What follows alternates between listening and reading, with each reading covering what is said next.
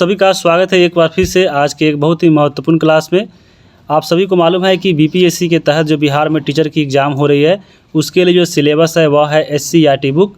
तो उसी क्रम में आज हम लोग 10वें बुक को ख़त्म करेंगे और 10वां जो बुक आज हम लोग ख़त्म करने वाले हैं वह है अतीत से वर्तमान, यानी यह हिस्ट्री की बुक है जो आपके चलती है बिहार के गवर्नमेंट स्कूलों में। तो यहाँ पे इस बुक की अगर हम बात करें तो ये जो बुक आती है भाग 1 और भाग 2 और भाग 3 करके आती है।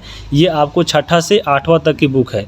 अगर आप भाग 1 पढ़ रहे हैं तो उसमें जो अतीत में वर्तमान है समझ लीजिए आपका पूरा एंशिएंट ख़त्म हो जाएगा। अगर आप भाग 2 पढ़ लेते हैं तो आप समझ लीजिए पूरा जो मेडाइवल है यानी मध्यकालीन इतिहास खत्म होगा। उसी प्रकार इसका जो भाग 3 है जो 8वें क्लास में चलती है, अगर आप इसको कवर कर लेते हैं तो समझ लीजिए पूरा मॉडर्न हिस्ट्री खत्म होगा। लेकिन यहाँ पे अगर इस बुक की अगर हम बात करें यानी जो सरकारी स्कूल में किताब चलती है आपके हिस्ट्री की, केवल इसी पढ़ने से आपको पूरा, अगर किताब की अगर हम बात करें जो किताब में चीज़ दी गई है, अगर आप केवल उसको कवर करते हैं तो आपका जो पूरा इतिहास कंप्लीट नहीं होगा। क्योंकि अगर हम इसी बुक में अगर हम बात करें जो प्राचीन इतिहास की जो बुक है भाग 1 में जो छठे क्लास की बुक है, इसमें आपको दिया गया है 13 चैप्टर। ये 13 चैप्टरों में जो भी फैक्ट दिया गया है आपको उतना पर्याप्त नहीं है एग्जाम के लिए, आपको और भी चीज़ें पढ़नी पड़ेगी।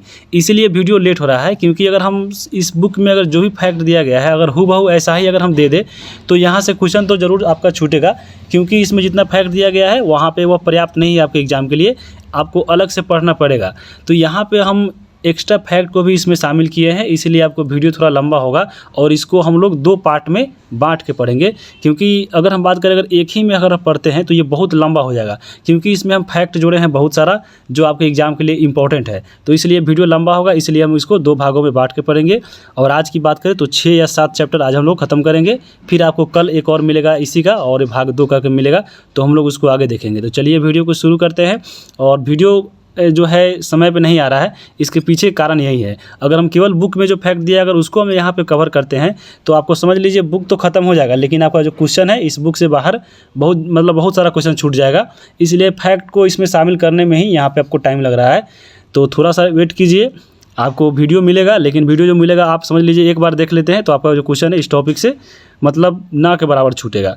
तो पहला इसमें देखिए, पहला जो चैप्टर इसमें दिया गया था हमारा अतीत। तो अतीत के बारे में जो चैप्टर है इस बुक में अगर बात करें तो कोई फैक्ट इसमें दिया गया नहीं था, लेकिन हमारे अतीत का जो अगर हम बात करें तो हमारे अतीत के बारे में जो हम लोग को जानकारी मिलती है वह मिलती है हमारे ऐतिहासिक स्रोत से। जब ऐतिहासिक स्रोत पढ़िएगा तो ऐतिहासिक स्रोत के तहत प्राचीन इतिहास में अगर हम बात करें तो उसमें आते हैं साहित्यिक स्रोत, पुरातात्विक स्रोत और विदेशी यात्रियों के द्वारा जितने भी साहित्य लिखे गए हैं उसका जो विवरण है वही हमारा साहित्य ऐतिहासिक स्रोत है। और इसी के माध्यम से हम लोग भारतीय इतिहास के बारे में या जो हमारे अतीत हुए उसके बारे में जानकारी प्राप्त करते हैं।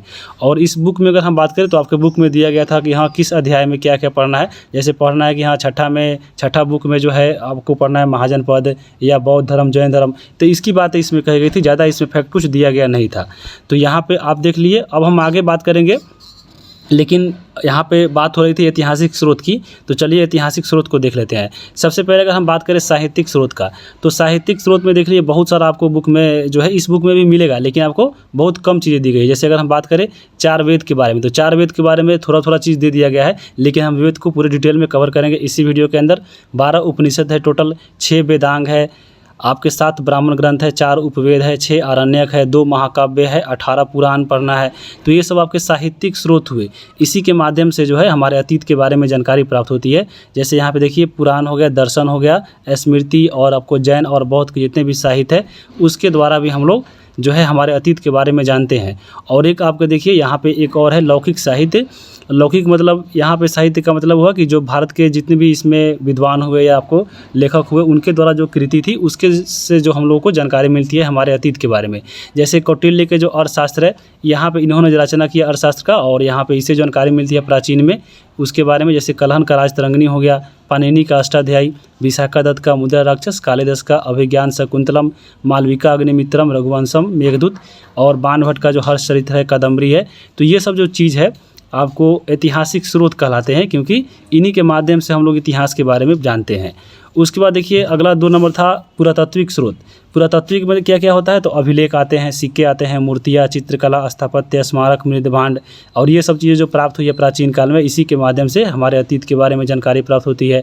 उसी प्रकार तीसरा था विदेशी यात्रियों के द्वारा जो विवरण मिलता है। जैसे देखिए भारत में जो भी आपके विदेशी यात्री आए, जैसे अगर हम बात करें यूनानी कौन कौन से लेखक आए थे, तो हेरोडेटस आए थे, निरियाकस आया था, अरिस्टोबुल्स, मेगास्थनीज, डायनेकस और डायनोसिस, ये जब था आपके यूनानी लेखक था। तो एग्जाम में आपको पूछता भी है इसमें कौन सा जो लेखक है और मिलान करने के लिए देता है, तो यहाँ पे ये भी याद रख सकते हैं। जैसे चीनी यात्री आया था, चीनी का लेखक तो कौन था, तो फायान, हैंसांग, इत्सिंग और ये सुंग, तो ये सब क्या था, चीनी यात्री था।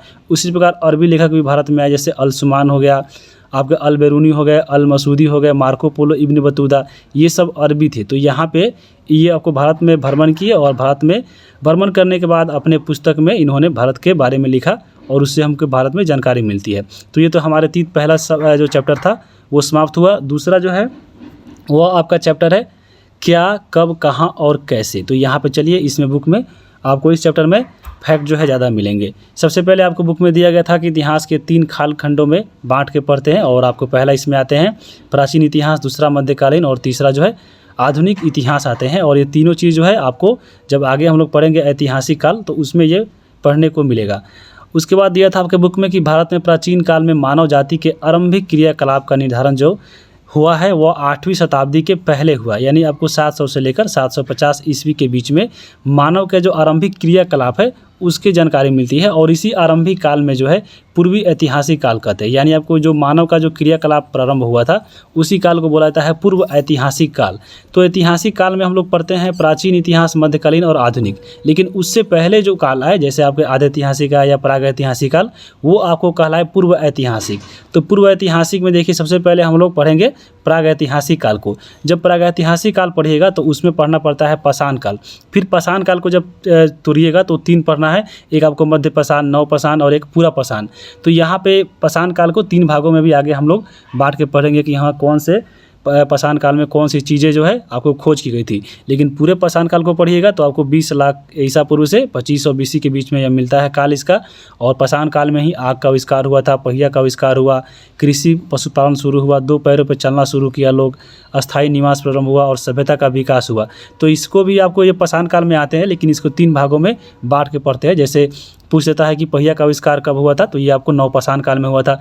तो आगे हम लोग इसको कवर करेंगे। जैसे ही प्रागैतिहासिक काल खत्म होता है तो उसके बाद आता है आधे ऐतिहासिक काल, और आधे ऐतिहासिक में ही हम लोग पढ़ते हैं भारत में सिंधु घाटी सभ्यता और वैदिक सभ्यता को। और उसी प्रकार आपको विश्व में अन्य जगह अन्य सभ्यता चलती थी, जैसे इराक में मेसोपोटामिया शुरू हुई, चीनी में चीनी सभ्यता, यूनान में यूनानी सभ्यता और इटली में रोमन सभ्यता। जब ये आपको समाप्त होता है तो अभी हम लोग पढ़ते हैं ऐतिहासिक काल, और ऐतिहासिक काल में ही आते हैं प्राचीन, मध्यकालीन और आधुनिक। तो ये आपको ऐतिहासिक काल के बारे में आपके बुक में दिया गया था। अब हम बात करेंगे, आपके बुक में दिया गया था पांडुलिपि। तो पांडुलिपि क्या होता है, तो हाथ से लिखी गई पुस्तक को बोला जाता है पांडुलिपि। जैसे अगर हम बात करें प्राचीन काल में, जब प्राचीन काल में कॉपी किताब का आविष्कार नहीं हुआ था तो उस समय आपको हाथ से जो है ताम्रपत्र या भोजपत्रों पे लिखा जाता था पांडुलिपि, यही कहलाते थे पांडुलिपि। जैसे यहाँ पे आप इसको देख सकते हैं, यही पांडुलिपि है। अब पांडुलिपि देखिए बिहार की एग्जाम हो रही है, तो बिहार में जो है पांडुलिपि कहाँ रखा गया है, तो बिहार में पटना में एक लाइब्रेरी है जिसका नाम है खुदा बख्श लाइब्रेरी, और खुदा बख्श लाइब्रेरी में जो है रखा गया है पांडुलिपि। यहाँ पे जब देखिएगा, जब जाते हैं आप PMCH तो PMCH के बगल में ही खुदा बख्श लाइब्रेरी है, तो ये आपको है। और दूसरा आपका एक गोपालगंज में भी लाइब्रेरी है जहाँ पे रखा गया है पांडुलिपि को। तो गोपालगंज में देखिए है गोपाल नारायण सिंह सार्वजनिक पुस्तकालय, तो गोपालगंज में ही गोपाल है, तो यहाँ से ऐसे इसको याद रखिएगा। तो 2 हो गए जहाँ पे पांडुलिपि रखा गया है। अब आपके बुक में दिया गया था अभिलेख के बारे में। अभिलेख क्या होता है, तो यहाँ पे देखिए आपका जो ऊपर वाला फिगर है यही आपको अभिलेख होता है। इसमें क्या होता है कि धातु एवं पत्थर की सतह पे नुकीली औजारों के माध्यम से यहाँ पे इसको लिख दिया जाता है और इसको वहाँ पे लगाया जाता है। जैसे मान लीजिए पहले के ज़माना में राजा महाराजा थे तो अपने क्षेत्र में वैसे जगह पर लगाते थे जहाँ पे ज़्यादा लोग जा रहा है और वहाँ पे इसको पढ़े और जाने कि हाँ यहाँ पे इस राजा ने ये काम करवाया है। तो यही आपको अभिलेख होते थे। और पुरातात्विक वस्तुओं का अध्ययन करने वाला जो व्यक्ति होता है, यानी इस पे जो जितनी पुरानी चीज़ें उसको जो अध्ययन करता है उसको बोला जाता है पुरातत्विद। तो ये आपका हो गया। और सिक्कों का जो अध्ययन होता है, तो सिक्के का जो अध्ययन होता है वह कहलाता है मुद्रा शास्त्र। तो मुद्रा शास्त्र के भी बारे में पढ़ना है आपके बुक में। और पुराने जब सिक्के देखिएगा, आपको जो पुराने शासनकाल में जितने भी शासक थे वे अपने सिक्के पर देखिएगा आपको अपना फिगर या आपके मान लीजिए जो राजा है, राज का जो राजकीय चिन्ह है उसका फ़ोटो लगवा लेता था, या महाराजा का राजकीय चिन्ह होता था, या धार्मिक या आपको उस पर कोई लिपि अंकित करवा लेता था। तो वैसे जो सिक्के चलते थे वो पुराने ज़माने में चलते थे। और ये आपके सिक्के हो गए। और पुराने ज़माने में देखिए जितनी भी चीज़ें जो मिलती है वर्तमान में खुदाई के बाद, तो खुदाई के बाद मिली जो वस्तु होती है उसका जो समय का निर्धारण होता है, यहाँ पे निर्धारण होगा। तो समय का जो निर्धारण करते हैं हम लोग किससे करते हैं, तो कार्बन डेटिंग से करते हैं, जिसको C14 बोला जाता है। तो याद रखिए कार्बन डेटिंग से पुरानी वस्तुओं की हम लोग आयु को मापते हैं।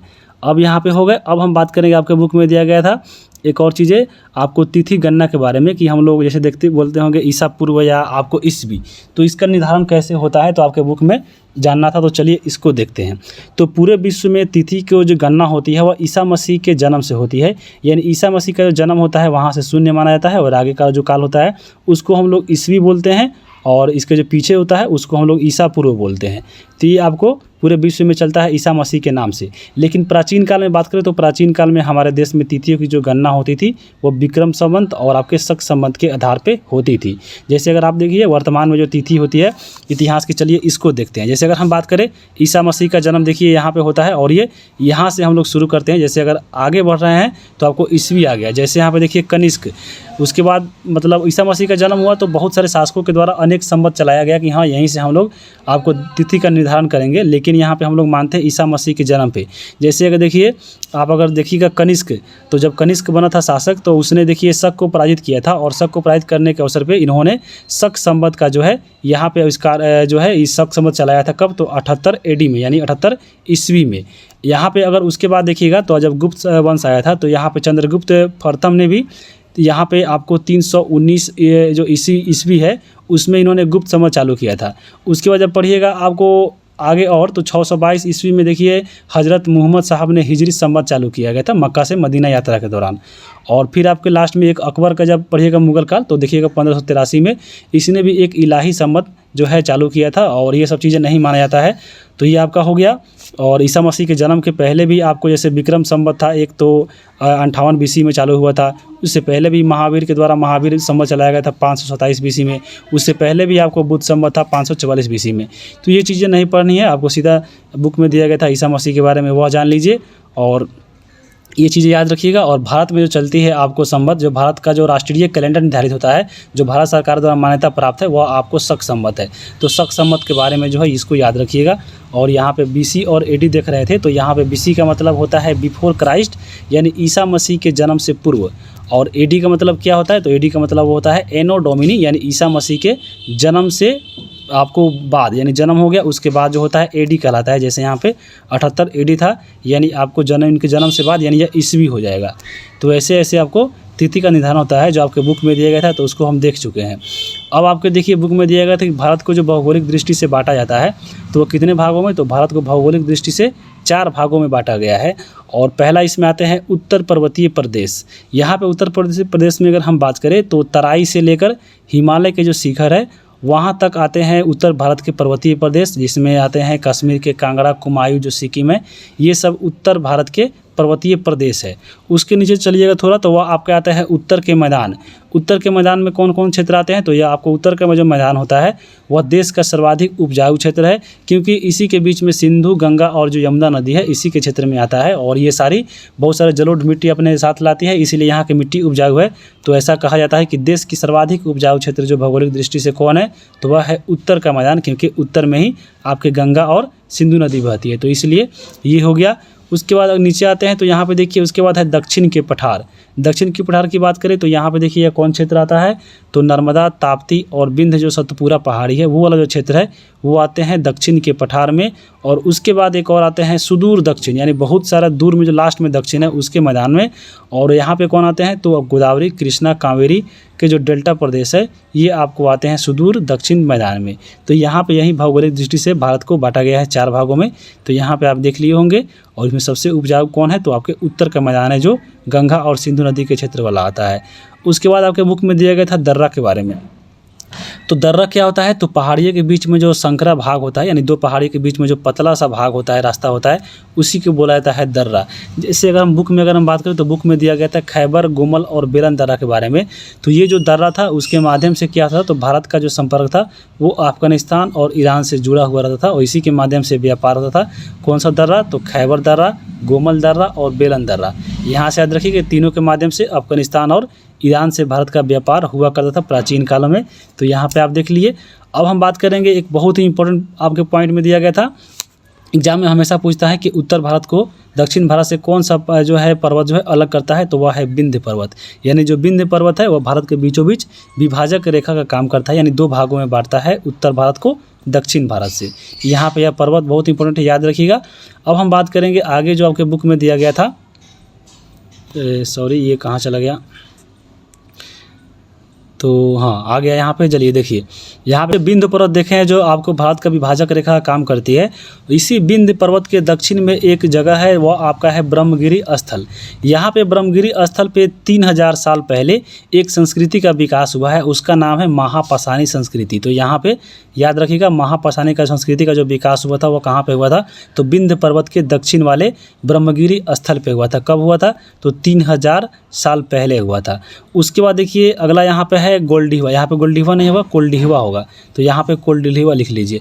अब देखिए यहाँ पे आपको जल्दी जल्दी के चक्कर में जो है टाइपिंग मिस्टेक हो रहा है।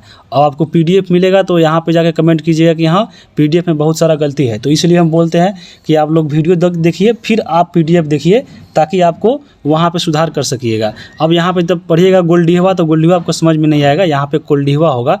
तो कोल्डिहवा और चौपानी जो मांडो है, यहाँ पे सबसे पहले चावल मिला है और यहाँ पे चावल मिलने का सबसे पहला साक्ष्य मिला है कहाँ पे, तो आपको कोल्डिहवा और चौपानी मांडो में। तो इसको याद रखिएगा, यह बहुत इंपॉर्टेंट है। अब हम बात करते हैं मेहरगढ़ के बारे में। देखिए जो मेहरगढ़ है वह पड़ता है पाकिस्तान में और यहाँ पे सबसे पहले गेहूं और चावल जो है उपजाना प्रारंभ हुआ था। यहाँ पे याद रखिएगा, यहाँ पे उपजाने का प्रारंभ हुआ है, लेकिन यहाँ पे कोल्डिहवा में जो है आपको चावल का साक्ष्य मिला है। और कोल्डिहवा कहाँ पड़ता है, तो आपको यूपी में पड़ता है, यहाँ पे उत्तर प्रदेश में है। तो ये आपको थोड़ा याद रखिएगा। अब हम आगे चलेंगे। अगला आपका बुक में दिया गया था मगध साम्राज्य के बारे में, कि थोड़ा सा दिया गया था कि मगध जो साम्राज्य है वो गंगा नदी के दक्षिण क्षेत्र में फैला हुआ है। तो आप देखिएगा गंगा मतलब ये अगर हम बात करें मगध का, तो मगध का इलाका जो अगर हम बात करें तो मेन आपको पटना वाला क्षेत्र है, यानी पाटलिपुत्रा वाला। तो बिहार को ऐसे देखिएगा जब दो भागों में बांटता है गंगा नदी, तो आपको गंगा नदी के दक्षिण में ही है पटना। तो यहाँ पे पटना वाला क्षेत्र कहाँ पड़ता है, यानी मगध साम्राज्य कहाँ पड़ता है, तो ये गंगा नदी के दक्षिण में ही पड़ता है। तो ये चीज़ याद रख सकते हैं। और आपके बुक में दिया गया था इंडिया शब्द के बारे में, जो इंडिया है वह कहाँ से आया, तो इंडिया शब्द की अगर हम बात करें तो इंडिया जो शब्द है वह बना है इंडस से। और ये जो इंडस वर्ड है वो आपको एक संस्कृत का वर्ड है और संस्कृत में इसे सिंधु बोलते हैं। तो भारत में जब आक्रमण हुआ था ईरानियों और यूनानियों का, तो ये जो जब आए आपके भारत में, तो आपको मालूम होगा ये सिंधु वाले क्षेत्र में आए थे और सिंधु नदी को ही इन्होंने हिंदू कहा। और यहाँ पे जो सिंधु नदी था उसको वो लोग इंडस बोलते थे। तो इंडस के जो लोग पूर्व में रहते थे, यानी आपको जो इंडस नदी के पूर्वी इलाके में जो भूमि क्षेत्र था उसी के इन्होंने इंडिया कहा। तभी से आपका भारत का जो नाम है वह इंडिया पड़ गया था।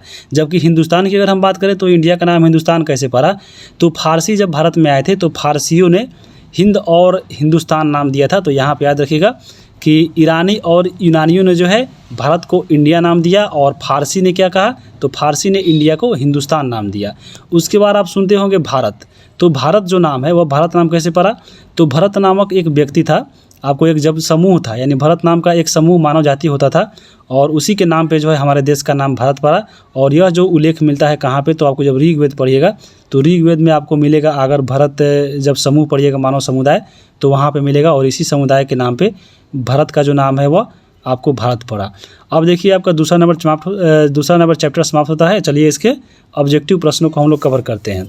ऑब्जेक्टिव की अगर हम बात करें, देखिए बहुत सारा कमेंट आ रहा था ऑब्जेक्टिव कवर करने के लिए। तो कुछ दिनों के बाद ऐसा होगा कि आपको जितना भी बुक कवर हो चुका है उसका जितना भी पीडीएफ आपका पीडीएफ के लास्ट में तो दिया गया था और बाकी जो छूटा है आपको पूरा कवर करा दिया जाएगा, पूरा सब्जेक्ट वाई कर करके, या पूरा किताब का एक एक जो है ऑब्जेक्टिव के तौर पे पूरा बुक का कवर करा दिया जाएगा। उसका भी वीडियो जल्द आएगा। तो यहाँ पे देखिए पहला आपका जो प्रश्न बुक में है कि मनुष्य पशु पौधे के अवशेष की प्राचीनता और का जो निर्धारण होता है वह किस विधि से होता है, तो वही बताए हैं कार्बन डेटिंग विधि से, जिसको कार्बन 14 पत्ती बोलते हैं। तो ऑप्शन नंबर यहाँ पे ए हो जाएगा। दूसरा नंबर सवाल है उत्तर भारत को दक्षिण भारत से कौन सा पर्वत अलग करती है, तो ये बताएं वह करती है विंध्य पर्वत। तो आपको ऑप्शन नंबर 2 हो जाएगा। तीसरा नंबर सवाल है कि चावल का प्राचीन प्रमाण कहाँ मिला है, तो चावल का जो साक्ष्य मिला है वह मिला है कोल्डिहिवा से। तो ऑप्शन नंबर यहाँ पे 1 हो जाएगा।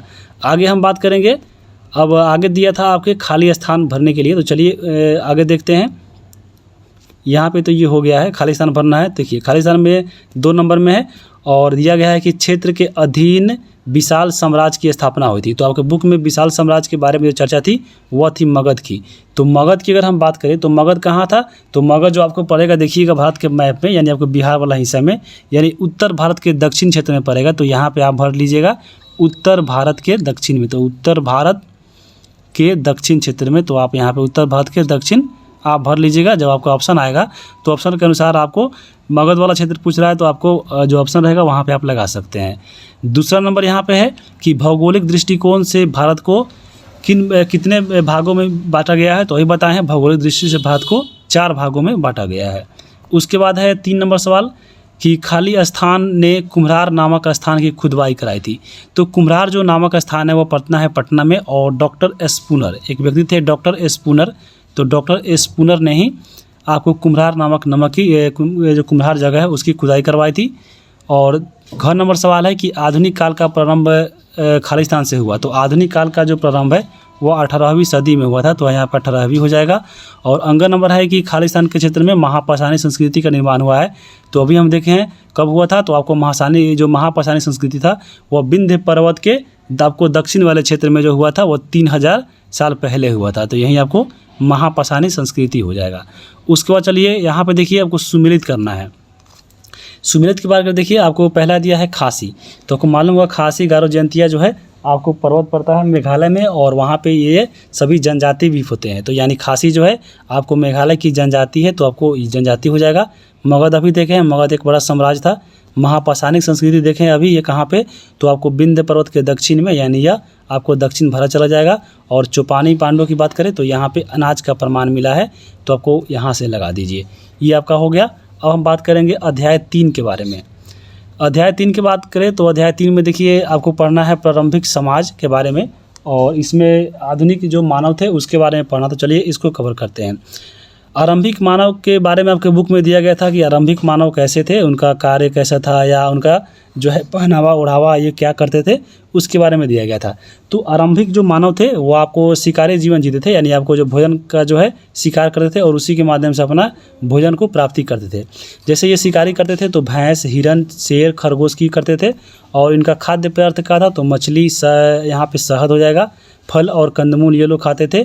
उसके बाद इसके वस्त्र की बात करें तो ये लोग जो थे जानवर और पेड़ों के छाल, यहाँ पे चाल नहीं होगा छाल होगा, तो ये छाल पहनते थे। औजार की बात करें तो ये पत्थर और लकड़ी के और हड्डियों के औजार बनाते थे। और इनका मनोरंजन क्या था, तो मनोरंजन जो है ये चित्र और नाच करते थे, यानी चित्र और डांस के द्वारा जो आपको प्रारंभिक मानव थे वो मनोरंजन कार्य करते थे। और इनका निवास क्या था, जो आरंभिक मानव थे वो गुफा में रहते थे, तो आपको यहाँ पे गुफा हो जाएगा। आपको जैसे फिगर में देख सकते हैं यहाँ पे आपको ये आरंभिक मानव के औजार दिख रहे होंगे। उसके ऊपर देखिए यहाँ पे आपको कुछ चित्रकार भी जो हैं वहाँ पे मिले हैं, तो हथियार और चित्र बनाते थे ये लोग और नाचते भी थे। तो यहाँ पे नाचना जो था इनका मनोरंजन का कार्य था और चित्र बनाना था। और उसके बाद हम बात करें ये देखिए आरंभिक मानव है और ये शिकारी करते हुए यहाँ पे जानवरों को खा रहे हैं। तो ये आपको आरंभिक मानव के पहचान दिए गए थे बुक में। और प्रारंभिक मानव की गुफा में तो रहते थे, और गुफा का जो साक्ष्य मिला है उसके बारे में बुक में दिया गया था। तो यहाँ पे गुफा का साक्ष्य कहाँ मिला है, तो वह मिला है मध्य प्रदेश में। आप सुनोगे मध्य प्रदेश का भीमबेटका गुफा। तो भीमबेटका जो गुफा है वो आरंभिक मानव के तौर पर साक्ष्य के रूप में है। उसी प्रकार बुढ़नी है, पंचमढ़ी है, भेड़ाघाट है और महेश्वर है। ये सभी के सभी जगहों पर जो है पुराने मानवों की साक्ष्य मिला है गुफा का। तो यहाँ पे याद रखिएगा। आपके बुक में एक दिया गया था पैसरा। तो पैसरा क्या है, तो पैसरा एक जगह है, पड़ता है बिहार में। और बिहार के कहाँ, तो बिहार के मुंगेर जिला में। तो यह बहुत ही इंपॉर्टेंट है क्योंकि आपके बुक में दिया गया है, सिलेबस में है, और ये सीधा आपके बुक में दिया गया पॉइंट है। तो यहाँ से बहुत याद रखिएगा। और ये बिहार का है, कहाँ पे पड़ता है, मुंगेर जिला में। यहाँ से पैसरा से क्या क्या साक्ष्य मिला है, देखिए आरंभिक मानव के स्थल मिले हैं। आरंभिक मानव के द्वारा जो औजार थे वह मिला है और उस औजार का जो तुलना किया गया था वह फ्रांस में पाए जाने वाले हथियारों से किया गया है। तो ये भी आपको पॉइंट याद रखिएगा। अब यहाँ पे देखिए आपके बुक में दिया गया था कि पत्थरों के उपयोग होने के कारण यहाँ पे पुरातत्वविदों ने इसे पाषाण काल कहा है। तो जब पाषाण काल पढ़िएगा तो आपके बुक में दिया गया था पाषाण काल के बारे में, और पाषाण काल में देखिए कौन कौन सा जो चीज़ है आपको पढ़ना है। तो पाषाण काल की बात करें तो पाषाण काल को देखिएगा तो पाषाण काल को 3 भागों में बांटा गया है। एक आपका पूरा पाषाण काल, दूसरा है मध्य पाषाण और तीसरा है नव पाषाण। तो यहाँ पे चलिए हम इसके बारे में आगे बात करते हैं। तो सबसे पहले है यहाँ पर देखिए पूरा पाषाण काल।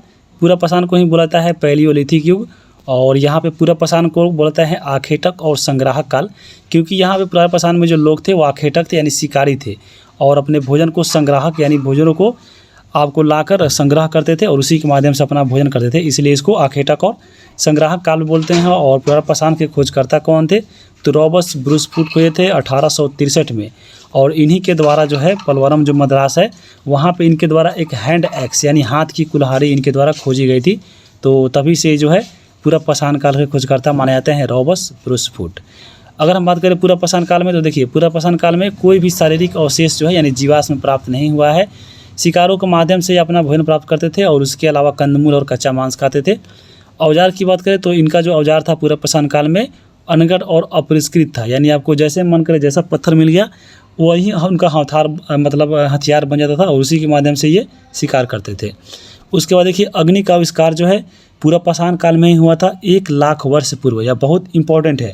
यहाँ पे एक और होता है अग्नि का प्रयोग, तो अग्नि का प्रयोग आपको बाद में मिलेगा। अग्नि का आविष्कार की पढ़ते हैं तो अग्नि का आविष्कार हुआ था पूरा पाषाण काल में, कब? तो 1 लाख वर्ष पूर्व हुआ था। और अग्नि का प्रयोग जो है इनसे अनभिज्ञ थे यानी ये नहीं जानते थे, इसलिए ये लोग कच्चा मांस खाते थे। जब आगे हम लोग पढ़ेंगे तो वहाँ पे देखिए जब ये अग्नि का प्रयोग जान जाएंगे तो ये लोग पक्के मांस खाएंगे। उसी प्रकार देखिए जो पूरा पाषाण के लोग थे वह पशुपालन से अनभिज्ञ थे, यानी ये लोग जो थे पशुपालन कुछ नहीं करते थे। तो यहाँ पे यह हो गई पूरा पाषाण काल के बारे में। और पूरा पाषाण काल के जो लोग रहते थे वह कहाँ रहते थे? तो गुफा और शैल सरोवर में यानी पत्थरों के घरों में रहते थे। तो ये हो गया। अब हम बात करेंगे कुछ पूरा पाषाण काल स्थल जो आपको प्राप्त हुए हैं और वहाँ से क्या क्या अवशेष प्राप्त हुए हैं।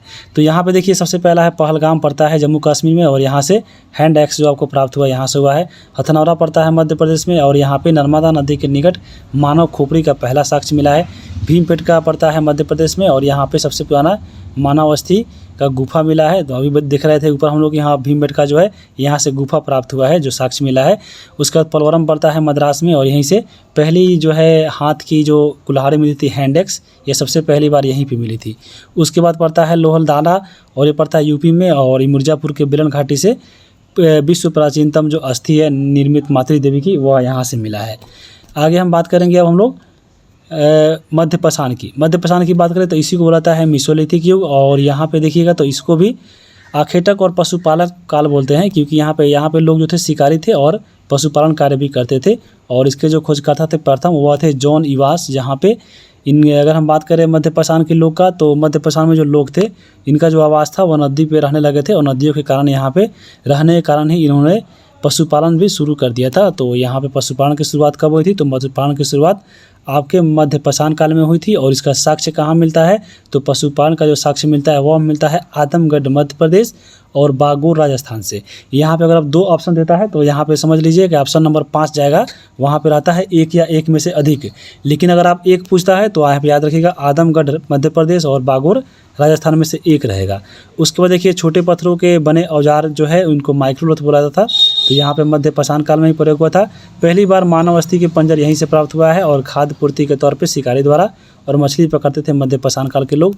तो यहाँ से याद रखिएगा। आपके बुक में थोड़ा ही पॉइंट दिया गया था, लेकिन यहाँ पे हम लोग इसको एक्स्ट्रा कवर कर रहे हैं ताकि अगर कोई भी आगे एग्जाम देते हैं तो यहाँ से आपका क्वेश्चन नहीं छूटे। उसके बाद देखिए मध्य पाषाण काल में आगे हम बात करें तो मध्य पाषाणिक स्थल और उसके साक्ष्य चलिए देखते हैं। तो अभी बताए हैं बागोर राजस्थान। बागोर राजस्थान में क्या हुआ था? तो यहाँ पे भारत का सबसे बड़ा मध्य पाषाण का स्थल है, और यहीं से ऊपर हम देखे हैं कि आपको बागोर राजस्थान, और एक और जगह था आपका कौन? तो आदमगढ़ मध्य प्रदेश। यहाँ से ही पशुपालन की शुरुआत हुई थी, यहाँ से इसका साक्ष्य मिला है। और एक और पड़ता है सराय नहर यूपी में, और यहाँ से क्या हुआ है? तो मानव अस्थि का जो है पंजर मिला है, और स्तंभ गर्त का प्रमाण मिला है, समाधि स्थल मिला है, और युद्ध में हत्या का जो प्रथम साक्ष्य मिलता है ये आपको सराय नहर में ही मिलता है। अभी देखे हैं महदाहा यूपी में पड़ता है और यहाँ पे हड्डी और सिंह के उपकरण आभूषण मिले हैं और स्त्री और पुरुष को एक साथ दफनाने का भी साक्ष्य मिला है। कहाँ पे? तो मदाहा यूपी में। आदमगढ़ की बात करें तो पड़ता है मध्य प्रदेश में। यहाँ पे भी अब बताए हैं कि आपको आदमगढ़ जो है मध्य प्रदेश में, यहाँ का पशुपालन का प्रथम साक्ष्य मिलता है और प्रथम साक्ष्य मिलता है पशुपालन का। तो यहाँ पे पशुपालन के तौर पे पहला पशु किसे माना गया था? तो यहाँ पे याद रखिएगा प्रथम पालतू जो पशु था वह था कुत्ता। पंचमढ़ी पड़ता है मध्य प्रदेश में। यहाँ पे प्रसिद्ध 2 शैल सरोवरों का जो पता चला है, एक आपका जम्बू द्वीप और दूसरा है ड्रोदी द्वीप। उसके बाद दमदमा पड़ता है उत्तर प्रदेश में। यहाँ पे 41 मानवों की कब्र मिली है। उसके बाद चौपानी मांडव पड़ता है यूपी में और विश्व में सबसे छोटी जो बर्तन है उसका प्राचीनतम साक्ष्य मिला है। कहाँ पे? तो चौपानी मांडव मिला है उत्तर प्रदेश में। उसके बाद देखिए सांभर जो झील है राजस्थान, यहाँ पे क्या हुआ है? तो बिहार गया जो विश्व का प्राचीनतम वृक्षारोपण का भी साक्ष्य यहाँ पे मिल चुका है। तो आपको मध्यपाषाण हो गए। अब हम बात करेंगे नवपाषाण का। नवपाषाण की बात करें तो यहाँ पे देखिए इसको बोला जाता है खाद्य उत्पादक काल। और खाद्य उत्पादक माने भोजन अपने खुद जो है यहाँ पे इन्होंने पकाना शुरू कर दिया था, इसी से इसको बोला जाता है खाद्य उत्पादक काल। यहाँ पे देखिए कौन कौन सी घटना घटी थी। तो नवपाषाण काल में देखिए कृषि और पहिया का आविष्कार हो गया था। अग्नि का प्रयोग करना ये लोग सीख चुके थे। पत्थर के पॉलिशदार हथियार बनाने लगे, जैसे कुल्हाड़ी हो गए, अन्य चीज़ें थी वो पॉलिश हुआ एवं पर चिकना बनाते थे। उसके बाद देखिए कृषि और पशुपालन का शुरुआत हो गया। और अभी बताया है जो कुत्ता था वो सबसे पहला पशु था। उसके अलावा आपको भेड़ और घोड़ा भी जो थी वो आपके लोग पालते थे। उसके बाद तांबे का जो है पहली बार जो प्रयोग किया गया वह नवपाषाण काल में हुआ।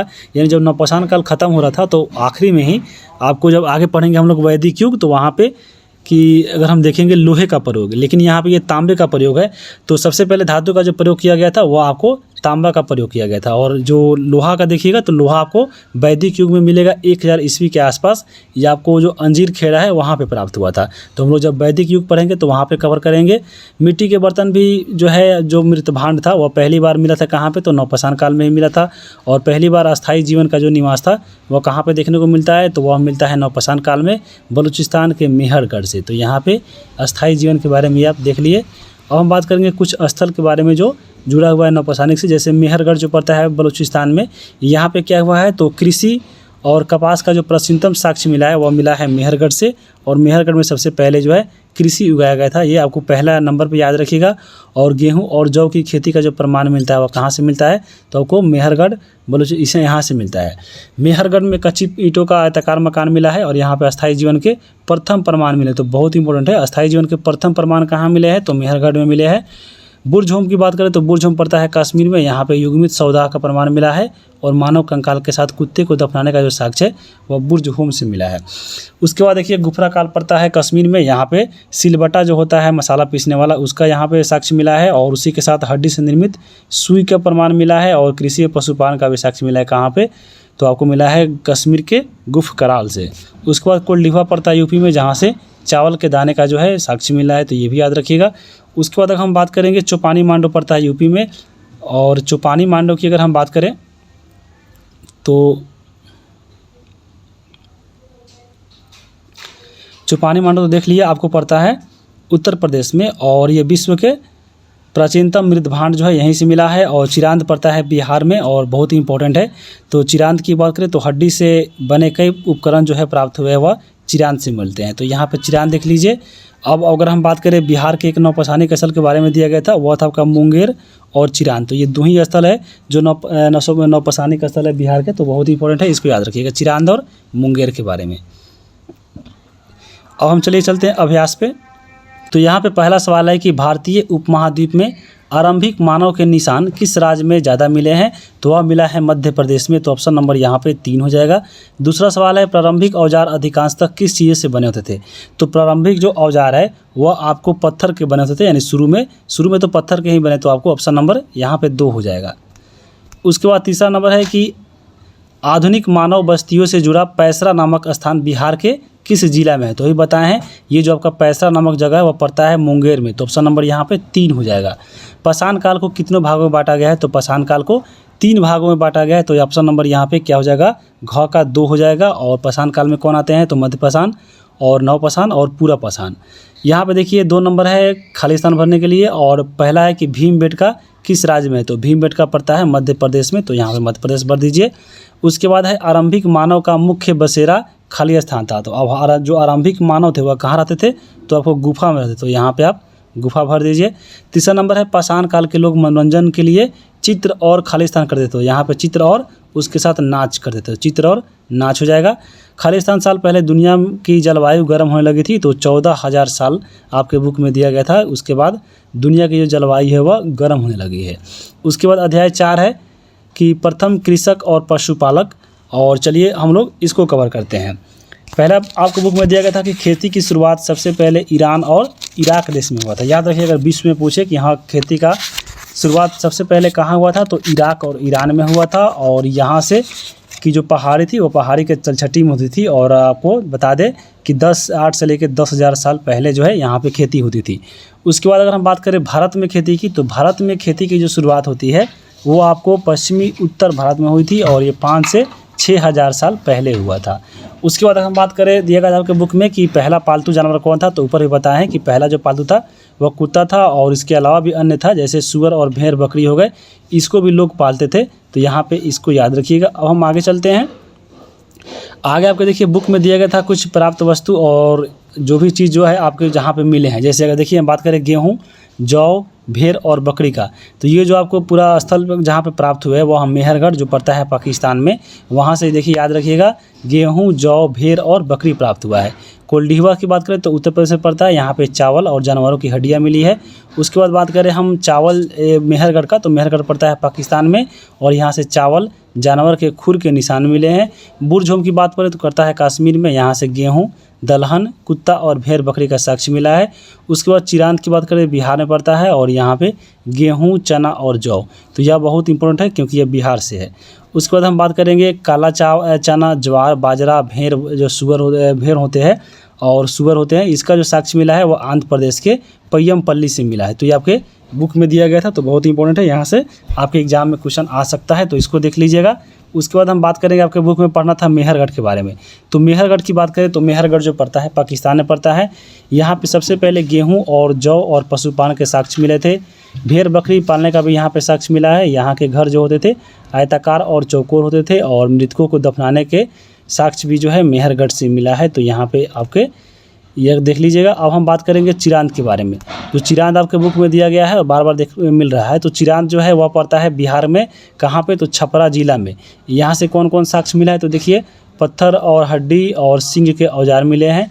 यहाँ की जो घर थी वह गोल होती थी, और चूल्हा, बर्तन, गेहूँ, धान, सुअर, ये मसूर और मिट्टी के जो खिलौने प्राप्त हुए हैं वह चिरांद से हुए। तो आपको बिहार का है, तो यह बहुत इंपॉर्टेंट है। आगे हम बात करेंगे इसके अभ्यास की। पहला यहाँ पे क्वेश्चन दिया गया है कि सबसे पहले किस जानवर को आदमी ने पालतू बनाया था, तो अभी बताए हैं कुत्ता को सबसे पहले पालतू बनाया गया था। ख नंबर है गेहूं का प्राचीनतम साक्ष्य कहाँ मिलता है, तो गेहूं का जो प्राचीनतम साक्ष्य मिला है अभी बताए हैं कहाँ पे, तो मेहरगढ़ में मिला है। तो यहाँ पे ऑप्शन नंबर आपके क्या हो जाएंगे, ख हो जाएंगे। उसके बाद हम बात करेंगे 3 नंबर सवाल है कि चावल का प्रमाण भारत में कहाँ मिलता है। तो चावल का जो प्रमाण मिला है वह आपको मिलता है कहाँ से, तो वह मिलता है कोल्डिहवा से। तो यहाँ पे आपके ऑप्शन नंबर 1 हो जाएंगे, कोल्डिहवा पड़ता है उत्तर प्रदेश में। उसके बाद हम बात करेंगे सुमेलित करने के लिए दिया गया, जैसे देखिए पहला है आपका चिरांद, अभी बताया है चिरांद पड़ता है छपरा जिला बिहार में, तो आपके बिहार हो जाएगा। मेहरगढ़ पड़ता है पाकिस्तान में, बुरझोम पड़ता है कश्मीर में, और कोल्डिहवा पड़ता है उत्तर प्रदेश में। तो ऐसे भी आपके क्वेश्चन आ सकते हैं। अब हम अध्याय 5 की बात करेंगे। अध्याय 5 में है प्रारंभिक शहर एवं प्रथम नगरीकरण, और यहाँ पे यह आपका चैप्टर में बहुत ही ज़्यादा इंपॉर्टेंट पॉइंट दिया गया था। चलिए हम लोग इसको कवर करते हैं। और इसमें आपके ताम्रपाषाण युग के बारे में पढ़ना था, तो यहाँ पे धातु युग जो था उसके बारे में पढ़ना था। तो देखिए जब नवपाषाण युग चल रहा था, पीछे हम लोग देखे हैं, तो नवपाषाण युग के अंतिम चरण में धातु का खोज हुआ था, और वो आपको धातु कौन था, तो तांबा था। तो यहाँ पे नवपाषाण युग में ही आपको अंतिम चरण में तांबा का व्यवहार आरंभ हो गया, और धीरे धीरे लोग जो है अन्य धातु जैसे कांसा और लोहा हो गया है, ये सबको मिलाकर नए नए जो है आपको धातु बनाए और परिचित हुए, और इसी कारण जो है पाषाण युग के बाद धातु युग की शुरुआत हुई थी। धातु युग में जो है 3 युग पढ़ना पड़ता है, एक आपका ताम्र युग, दूसरा है कांस्य युग और तीसरा है लौह युग। तो चलिए इसको देखते हैं। यहाँ पे मेन रूप से जो बुक में दिया गया था वो आपके ताम्र युग के बारे में ही दिया गया था। तो ये बताए हैं ताम्र के यानी तांबा के बारे में। तो प्रथम उपयोग में लाने वाला यह धातु तांबा था और इसके साक्ष्य कहाँ मिले थे, तो अतिरपक्कम से मिले थे, जहाँ पे तांबे की कुल्हाड़ी प्राप्त हुई थी। उसके बाद जैसे जैसे खोज हो गया तो उसके बाद पत्थर और तांबा का उपकरण का प्रयोग होने लगा था और कमज़ोर धातु हथियार भी यहाँ पे क्या होता कमज़ोर होता गया, क्योंकि देखिएगा जो तांबा होता है वो आपको लचीला होता है, उसका जो है ज़्यादा मजबूत आपको नहीं होता था हथियार। और यहाँ पे जो ताम्र युग का जो साक्ष्य में सबसे पहले देखा गया है वो आपको मेसोपोटामिया की सभ्यता में जो यानी जो इराक की सभ्यता थी मेसोपोटामिया वाली, वहाँ पे मिला। उसी प्रकार हम बात करें कांस्य युग की, तो आपको मालूम होगा जो कांस्य से बनता है वह तांबा और टीन से मिल के बनता है। तो आपको ये भी पूछ सकता है कि तांबा और टीन से क्या मिलता है, तो कांस्य से मिलता है, जिसको कांस्य युगीन सभ्यता पढ़े होंगे आप कहाँ पे, तो सिंधु घाटी सभ्यता में। और यहाँ पे देखिए तांबा से ये जो था इसका हथियार वो मजबूत होता था, क्योंकि तांबा लचीला होता है और जो कांस्य होता है यहाँ पे थोड़ा मजबूत होता है। और यहाँ पे जब कांस्य युगीन पढ़िएगा तो कांस्य युग के बारे में सिंधु घाटी सभ्यता जानी जाती है। लौह युग की बात करें तो यहाँ पे देखिए लौह युग यह आपको सबसे मजबूत इसके हथियार बनते थे। और लौह युग के बारे में पढ़ना पड़ता है वैदिक युग में। जब वैदिक काल में पढ़िएगा उत्तर वैदिक काल, तो वहाँ पे आपको ये पढ़ने को मिलेगा लौह युग के बारे में, तो हम लोग वहाँ भी इसको कवर करेंगे। अब हम बात करेंगे, आपके बुक में दिया गया था कि धातु के आविष्कार होने से कृषि कार्य में विकसित हुए और नए नए शहरों की जो स्थापना हुई। तो नए नए शहर कौन बने थे, तो देखिएगा सिंध में बना था कोटदीजी और अमीरी, उत्तरी पंजाब में बना सरायखेला और जलीलपुर, और राजस्थान में बना था कालीबंगा। तो आपको ये बुक में दिया गया था, तो इसको याद रखिएगा। और के बुक में देखिए पढ़ना था मानव संस्कृति के बारे में कि मानव संस्कृति जो मानव सभ्यता जो बनती है उसके लिए क्या मापदंड होना चाहिए, यानी किस आधार पे हम कहेंगे कि हाँ यहाँ पे जो संस्कृति है वो मानव संस्कृति है। तो उसके लिए जो दिया गया था आपके बुक में मापदंड यह दिया गया था कि जो क्षेत्र शहर में तब्दील हो रहा हो, लेखन कला और कला जो है वहाँ पे विकसित हो गई हो, व्यापार कारीगरी विज्ञान का जो विकास हो वह चुका है, वहीं आपको मानव संस्कृति कहलाता है। और मानव संस्कृति के तहत ये आपका चीज़ें पूरी होना चाहिए। और उसी जो कैटेगरी को पूरा क्राइटेरिया को जो पूरा किया वो आपको कौन कौन था, तो चलिए उसको देखते हैं। यहाँ पे देखिए पहला आपका है हड़प्पा सभ्यता, क्योंकि भारत में हड़प्पा सभ्यता हुआ था। और ये सब ऊपर देखें हम लोग मापदंड, तो क्योंकि यह चीज़ पूरा कर ली थी इसको यहाँ पे बोला गया आपको ये कि ये आपको जो हड़प्पा है वह हड़प्पा सभ्यता कहलाएगी। उसी प्रकार इराक में मेसोपोटामिया सभ्यता हुई, मिस्र में मिस्र की सभ्यता हुई, और चीन में जो है यहाँ पे सांग सभ्यता जो है विकसित हुआ था। उसके बाद देखिए भारत वाला पढ़ना है, तो भारत में दो पढ़ना है, एक आपका पढ़ना है सिंधु घाटी सभ्यता और दूसरा है वैदिक सभ्यता। तो आपको सिंधु घाटी सभ्यता को चलिए हम लोग कवर करते हैं, यानी आपको सिंधु घाटी सभ्यता इसी के बुक में पढ़ना था। और चलिए इसको देखते हैं, आपके बुक में भी जो पॉइंट दिया गया था उसको भी कवर करेंगे और साथ में जो एक्स्ट्रा फैक्ट दिया गया था उसको भी हम लोग यहाँ पे कवर करेंगे। तो सबसे पहले सिंधु घाटी सभ्यता की बात करें तो इसका नामकरण की बात करते हैं। इसको अन्य नामों से जाने जाते हैं, जैसे सिंधु घाटी सभ्यता को ही बोला जाता है हड़प्पा सभ्यता। और हड़प्पा सभ्यता इसको क्यों कहा जाता है, क्योंकि जब सिंधु घाटी सभ्यता की खुदाई हो रही थी तो सबसे पहला जो स्थल खोजा गया था वह खो गया था हड़प्पा। तो यहाँ पे इसलिए इसको हड़प्पा सभ्यता भी बोला जाता है, क्योंकि यह सबसे पहली बार खोजा गया स्थल था।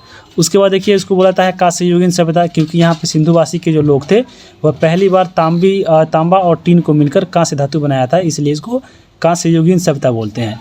उसी प्रकार बोलते हैं इसको सिंधु घाटी सभ्यता। तो सिंधु घाटी सभ्यता क्यों बोलते हैं, क्योंकि सिंधु घाटी सभ्यता की जब खुदाई हो रही थी तो यहाँ पे सिंधु नदी के किनारे जो है सबसे ज़्यादा जगह स्थान मिल रहे थे, तो यहाँ पे इसलिए बोला गया कि यह सिंधु घाटी सभ्यता के नाम से भी जानी जाती है। और इसको प्रथम नगरीय सभ्यता ये बोलते हैं, क्योंकि भारतीय उपमहाद्वीप में प्रथम नागरिकता जो नगरीय सभ्यता थी यहीं पे देखने को मिली थी। तो यहाँ पे आप देख लिए।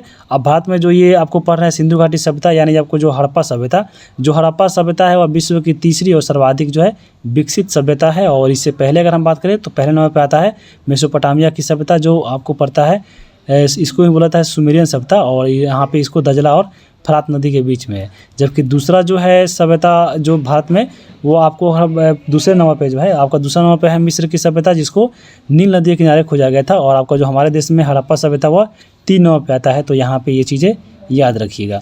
अब हम बात करेंगे काल के बारे में, यानी आपका जो हड़प्पा काल था उसका समय क्या था। तो आपको कार्बन डेटिंग के अनुसार बताया जाता है कि इस 2500 से लेकर 1700 BC है। और जो जॉन मार्शल थे इनका कहना था कि 3250 से 2750 है। तो आपको ज़्यादा जो माना जाता है वो कार्बन डेटिंग वाला ही माना जाता है। और जॉन जो मार्शल थे वह सर्वप्रथम इस सभ्यता को सिंधु घाटी सभ्यता कहा था। तो ये भी पूछ सकता है कि सबसे पहले सिंधु घाटी सभ्यता को सिंधु घाटी सभ्यता कहकर किसने पुकारा, तो वे थे जॉन मार्शल। तो यहाँ पे जॉन मार्शल याद रखिएगा। ये जो सिंधु घाटी सभ्यता का आप देख रहे हैं खोज हुआ था, तो सिंधु घाटी सभ्यता का जो खोज किया था वो आपको भारत में एक विभाग होता है और विभाग के जो कर्मचारी होते हैं उन्हीं के द्वारा खोजा जाता है। तो भारत में अभी भी है भारतीय पुरातत्व सर्वेक्षण विभाग, इसी का काम होता है भारत में जितने भी प्रागैतिहासिक स्थल है उसके खोजने का कार्य होता है। और इसके जो जन्मदाता थे वो थे अलेक्जेंडर कनिंघम, और ये पहले महानिदेशक थे और 1861 में जो है इसकी स्थापना हुई थी भारतीय पुरातत्व सर्वेक्षण विभाग का। जब यहाँ पे खोजा जा रहा था सिंधु घाटी सभ्यता, तो शुरू में देख रहे हैं जब पंजाब में रेलवे लाइन बिछाई जा रही थी 1853-54 के समय, देखिएगा 1853 में जब रेलवे लाइन चला था, तो जब उससे पहले पंजाब में जब रेलवे लाइन बिछाई जा रही थी तो वहाँ पे पंजाब में बहुत सारे जब है उसमें रेलवे लाइन बन रहा था तो बहुत सारे अवशेष मिल रहे थे, ईंट मिल रहा था या जो चीज़ मिल रहे थे, तो वहाँ के लोगों ने इस बात को नहीं समझा और वहाँ पे जितने भी ईंट मिल रहे थे सब कोई ले जाकर अपने अपने घर में रख लिया था। लेकिन वहाँ पे ज़्यादा ध्यान नहीं दिया गया और शोध नहीं किया गया और सभ्यता का पता नहीं चला था। जैसे अगर हम बात करें सबसे पहले चार्ल्स मैसन ने खोया था पहली बार 1826 में, लेकिन इन्होंने भी ध्यान नहीं दिया।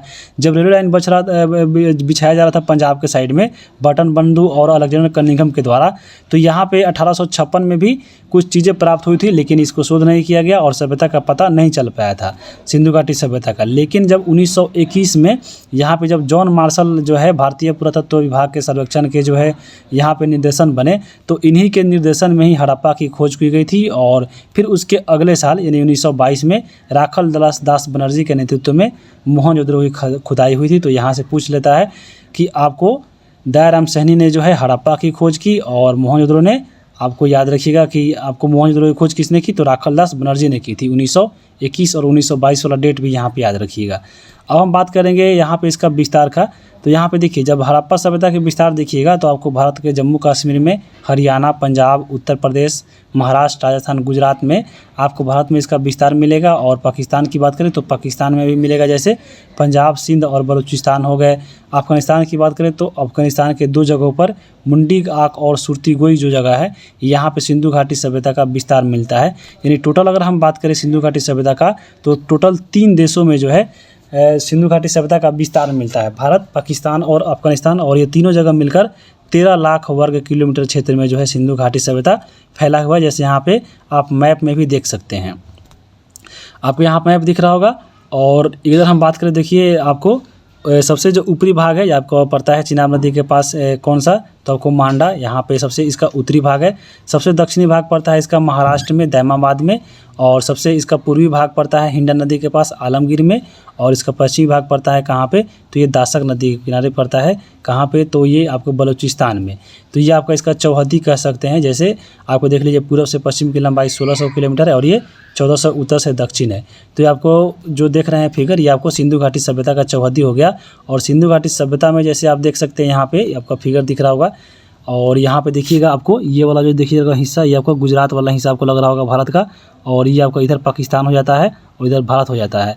तो ये सब जो हिस्सा था आपके पड़ता है सिंधु घाटी सभ्यता। और जब इसका देखिएगा आकृति, तो सिंधु घाटी सभ्यता का जो आकृति है वह तिरुकोनामा जैसे त्रिकोणाकार जो माना जाता है। जैसे देखिए यहाँ पे चला गया और यहाँ पे इसको लाइए ऐसे ऐसे और ऐसे, तो यहाँ पे ये त्रिकोणाकार पूछा जाता है कि सिंधु घाटी सभ्यता का आकार कैसा है, तो आपको त्रिकोण आकार का है।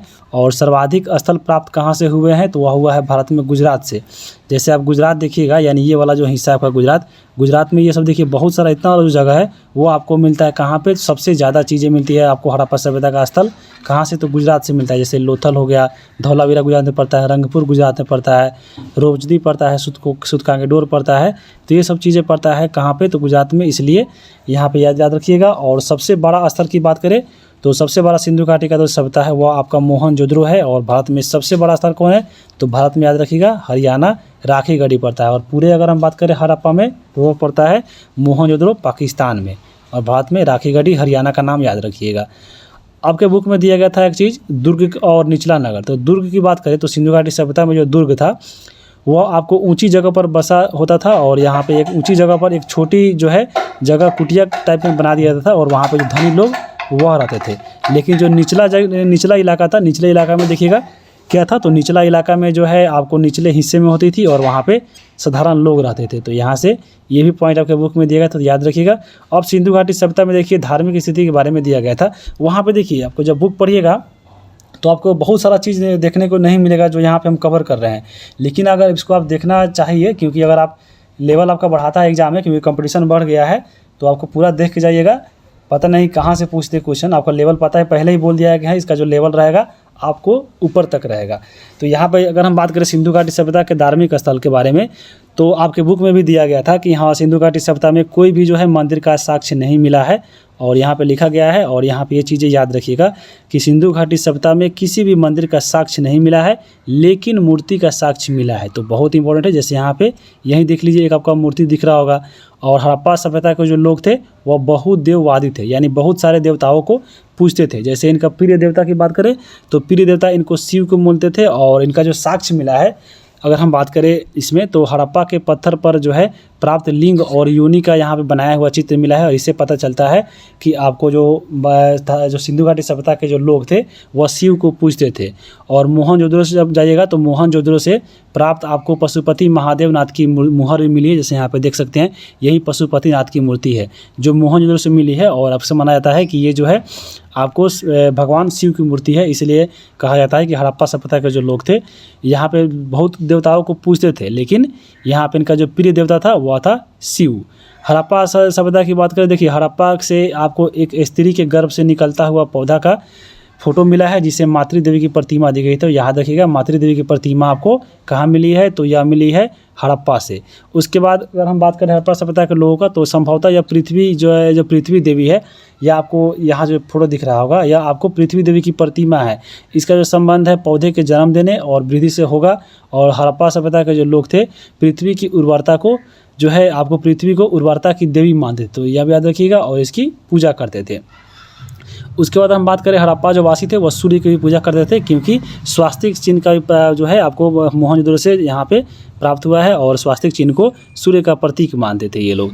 हड़प्पा के जो लोग हैं पशु पक्षी झरना पेड़ पौधा आदि की भी पूजा करते थे। और हड़प्पा के जो लोग थे ये यज्ञ प्रथा से भी परिचित थे, यहाँ पे यज्ञ भी हुआ करता था। जैसे अगर पढ़िएगा बनवाली के बारे में और कालीबंगा के बारे में, तो यहाँ से आपको अग्निकुंड के प्रमाण मिले हैं। तो याद रखिएगा कालीबंगा बनवाली और लोथल से जो है अग्निकुंड के प्रमाण मिले हैं। और यज्ञ के अवसर पे पशु बलि की भी यहाँ पे प्रमाण मिला है, यानी आपको सिंधु घाटी सभ्यता में पशु बलि जो है आपको उसमें भी था। यानी जो पलु देखिएगा आपको मनोकामना पूर्ण होने पे देखिएगा जो लोग चढ़ाते हैं बलि, तो ये आपको उस समय भी ये प्रचलन में था। हड़प्पा सभ्यता के जो लोग थे वह भूत प्रेत में भी विश्वास करते थे, यानी बाह्य आडंबर से ये आपको परिचित थी। तो यहाँ पे ये धार्मिक चीज़ें हो गई। अब हम बात करेंगे कृषि और पशुपालन का, यानी जो देखेंगे कि हाँ सिंधु घाटी सभ्यता के लोग जो थे आपको कौन कौन से कृषि और पशुपालन करते थे। जैसे कृषि की बात करें तो ये लोग गेहूँ, जौ, चावल, राई, मटर, तिल, सरसों और बाजरा जो है ये लोग उपजाते थे। आपके एग्जाम में एक चीज़ बहुत देता है कि गन्ना देता है कि क्या गन्ना उपजाया जाता था, तो सिंधु घाटी सभ्यता में जो है गन्ना नहीं उपजाया जाता था। जैसे देखिए यहाँ पे चावल मिला है उपजाते थे, तो चावल का साक्ष्य मिला है। चावल का साक्ष्य सिंधु घाटी सभ्यता में कहाँ मिला है, तो वह लोथल गुजरात से मिला है। धान की भूसी कहाँ मिली है, तो रंगपुर गुजरात से मिला है। कृषि का पहला साक्ष्य कहाँ मिला है, तो मेहरगढ़ पाकिस्तान से मिला है। जूते हुए खेत का प्रमाण कहाँ मिला है, तो कालीबंगा से मिला है। तो ये आपको कृषि से संबंधित पॉइंट है आपको सिंधु घाटी सभ्यता से, तो यहाँ पे इसको जानना जो है जरूरी है। अब हम बात करेंगे मुख्य फसल का। मुख्य जो फसल थी सिंधु घाटी सभ्यता की गेहूं और जौ थी।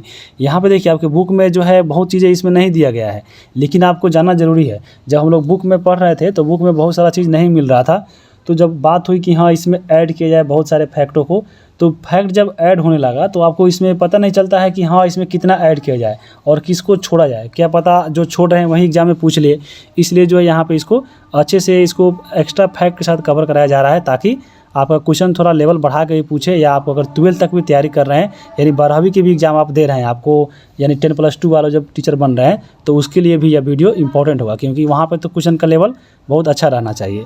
अगर हम बात करेंगे विश्व में कपास के जो खेती के बारे में, तो विश्व में कपास की सबसे पहले जो साक्ष्य मिलता है वह सिंधु घाटी सभ्यता के बारे में ही कहा जाता है कि सबसे पहले कपास जो है सिंधु वासियों ने ही उगाया था।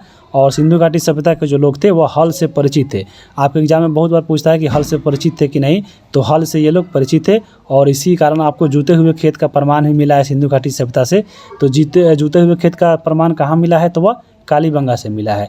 मिट्टी का बना हुआ जो हल है जो आपको जो खिलौना के रूप में प्राप्त हुआ है, वह आपको बनवाली यानी हरियाणा से प्राप्त हुआ है। और इसीलिए कहा जाता है कि आपको सिंधु घाटी सभ्यता के जो लोग थे आपको हल के बारे में ये लोग जानते थे, और ये खेत जोतने का और खिलौना का भी यहाँ पे प्राप्त हुआ है। पशुपालन की बात करें, देखिए सिंधु घाटी सभ्यता के जो लोग थे वह बैल पालते थे, भैंस, बकरी, भेड़, सूअर। यहाँ पे आपको ये चीज़ दिख रही होंगी, यहाँ पे एक चीज़ गाय नहीं देता है। आपके एग्जाम में गाय पूछता है तो याद रखिए गाय का साक्ष्य नहीं मिला है पशुपालन के तौर पे।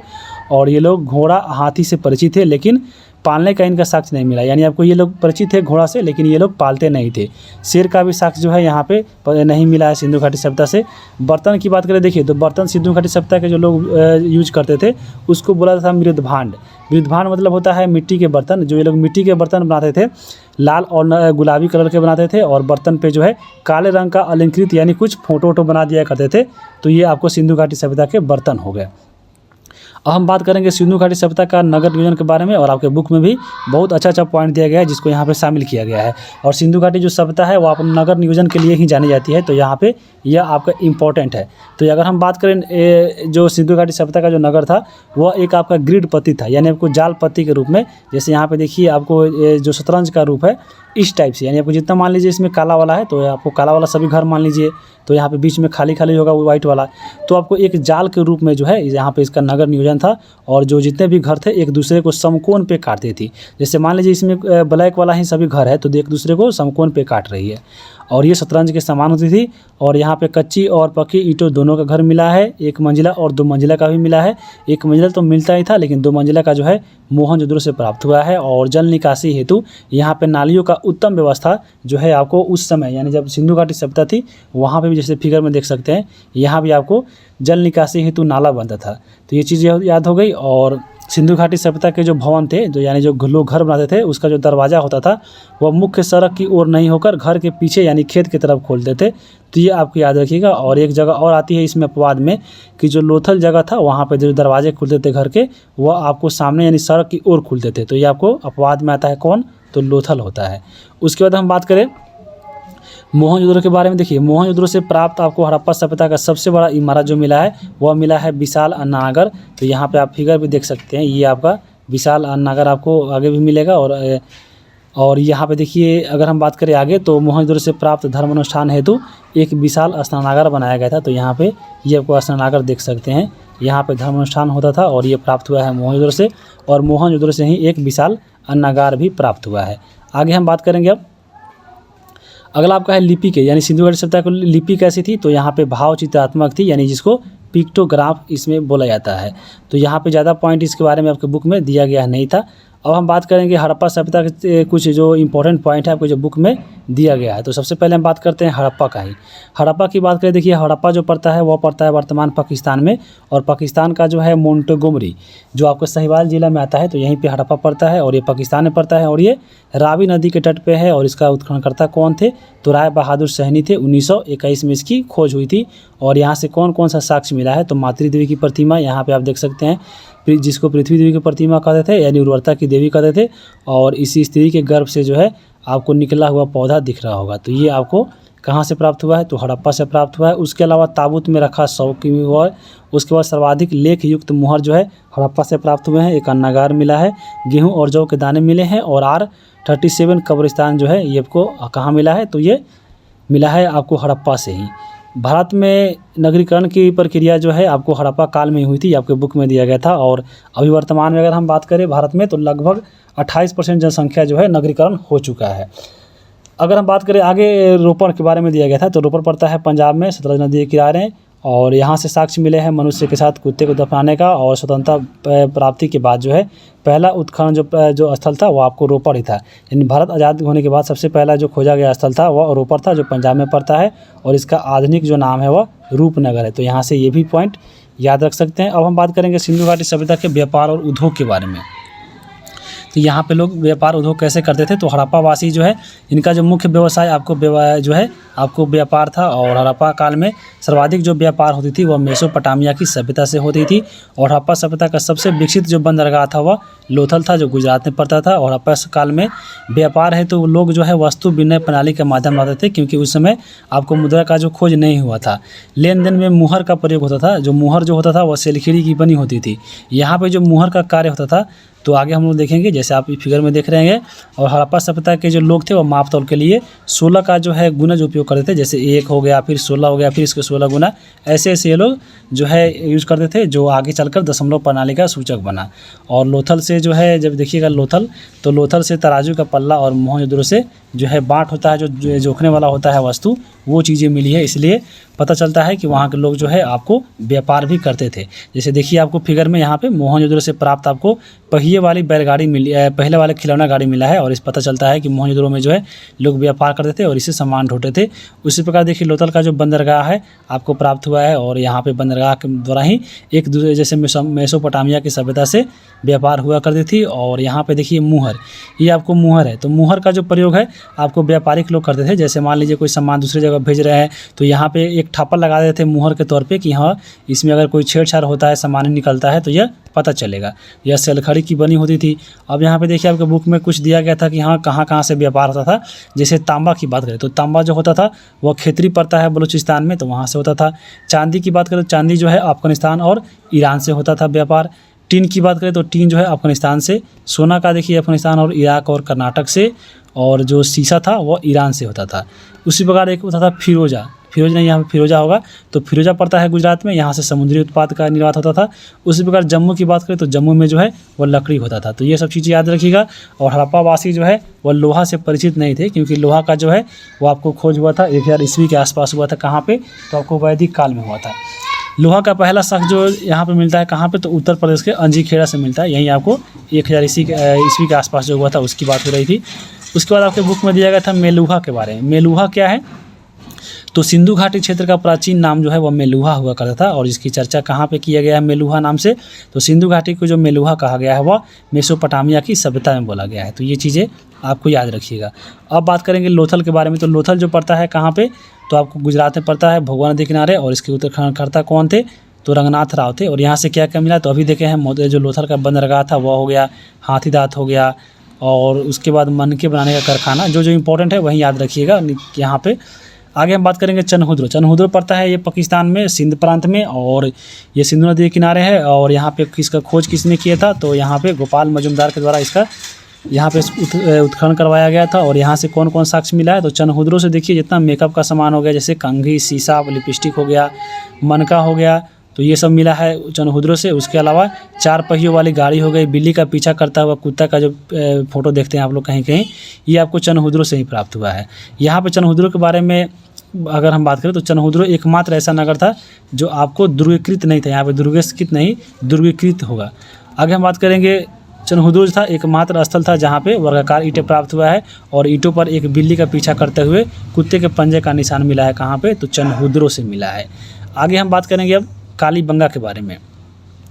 काली जो बंगा है वह पड़ता है राजस्थान में, घग्गर नदी के किनारे है। और इसके उत्खननकर्ता थे अमलानंद घोष। और यहाँ से क्या क्या चीज़ें मिली है? तो भूकंप आने का प्राचीनतम जो साक्ष्य मिलता है वह कालीबंगा से मिलता है। और यहाँ पे एक साथ 2 फसल परमाने का जो बोए जाने का प्रमाण मिला है। यहाँ पे अगर हम बात करें तो मिट्टी और कांच की चूड़ियाँ मिली है, और हल से जुता हुआ खेत जो हम लोग ऊपर देखे हैं कृषि में, तो आपको ये सब चीज़ें मिली है।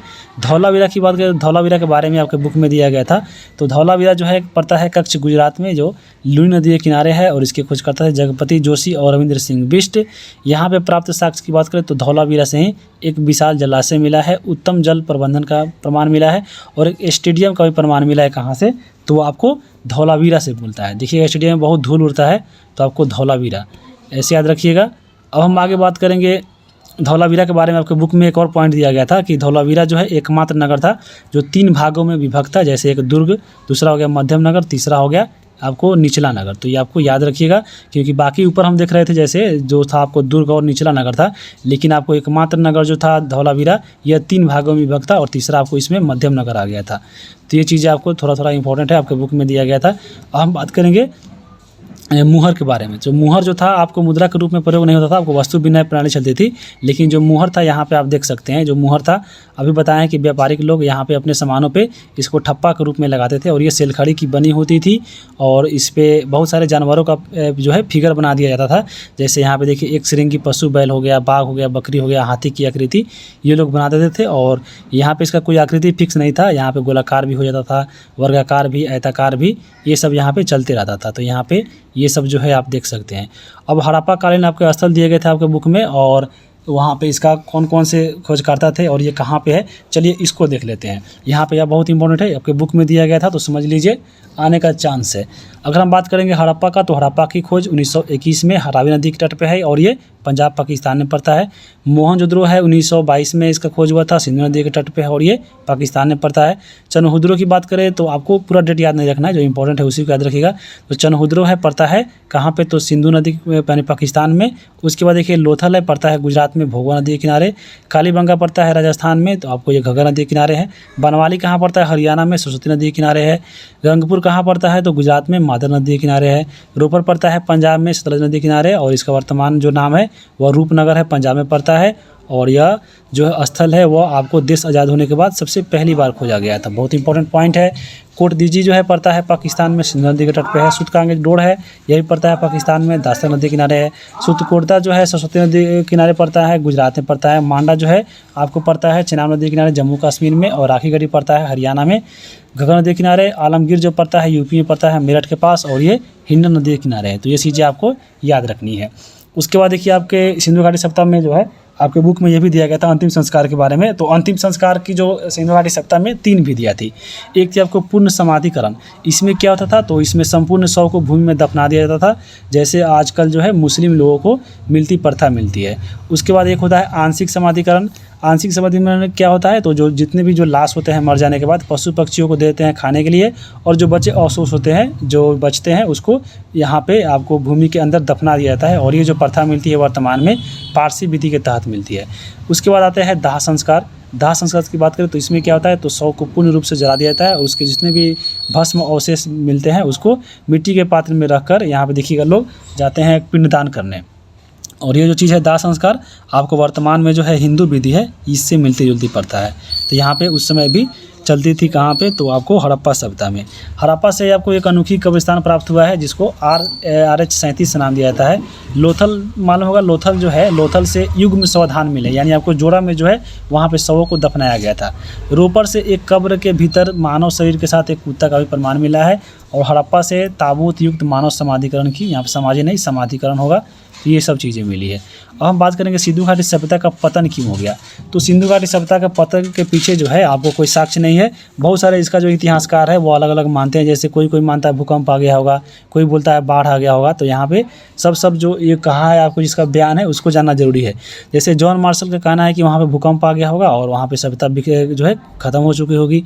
मार्टिन मिलर है, इनका कहना था कि ये आकस्मिक एक अंत हो गया। जॉन मार्शल फिर कहें कि यह प्रशासनिक स्थिरता है। चाइल्ड और व्हीलर का कहना है कि बाह्य और आर्यों का आक्रमण हो गया और उसके बाद जो है सिंधु घाटी सभ्यता समाप्त हो चुका था।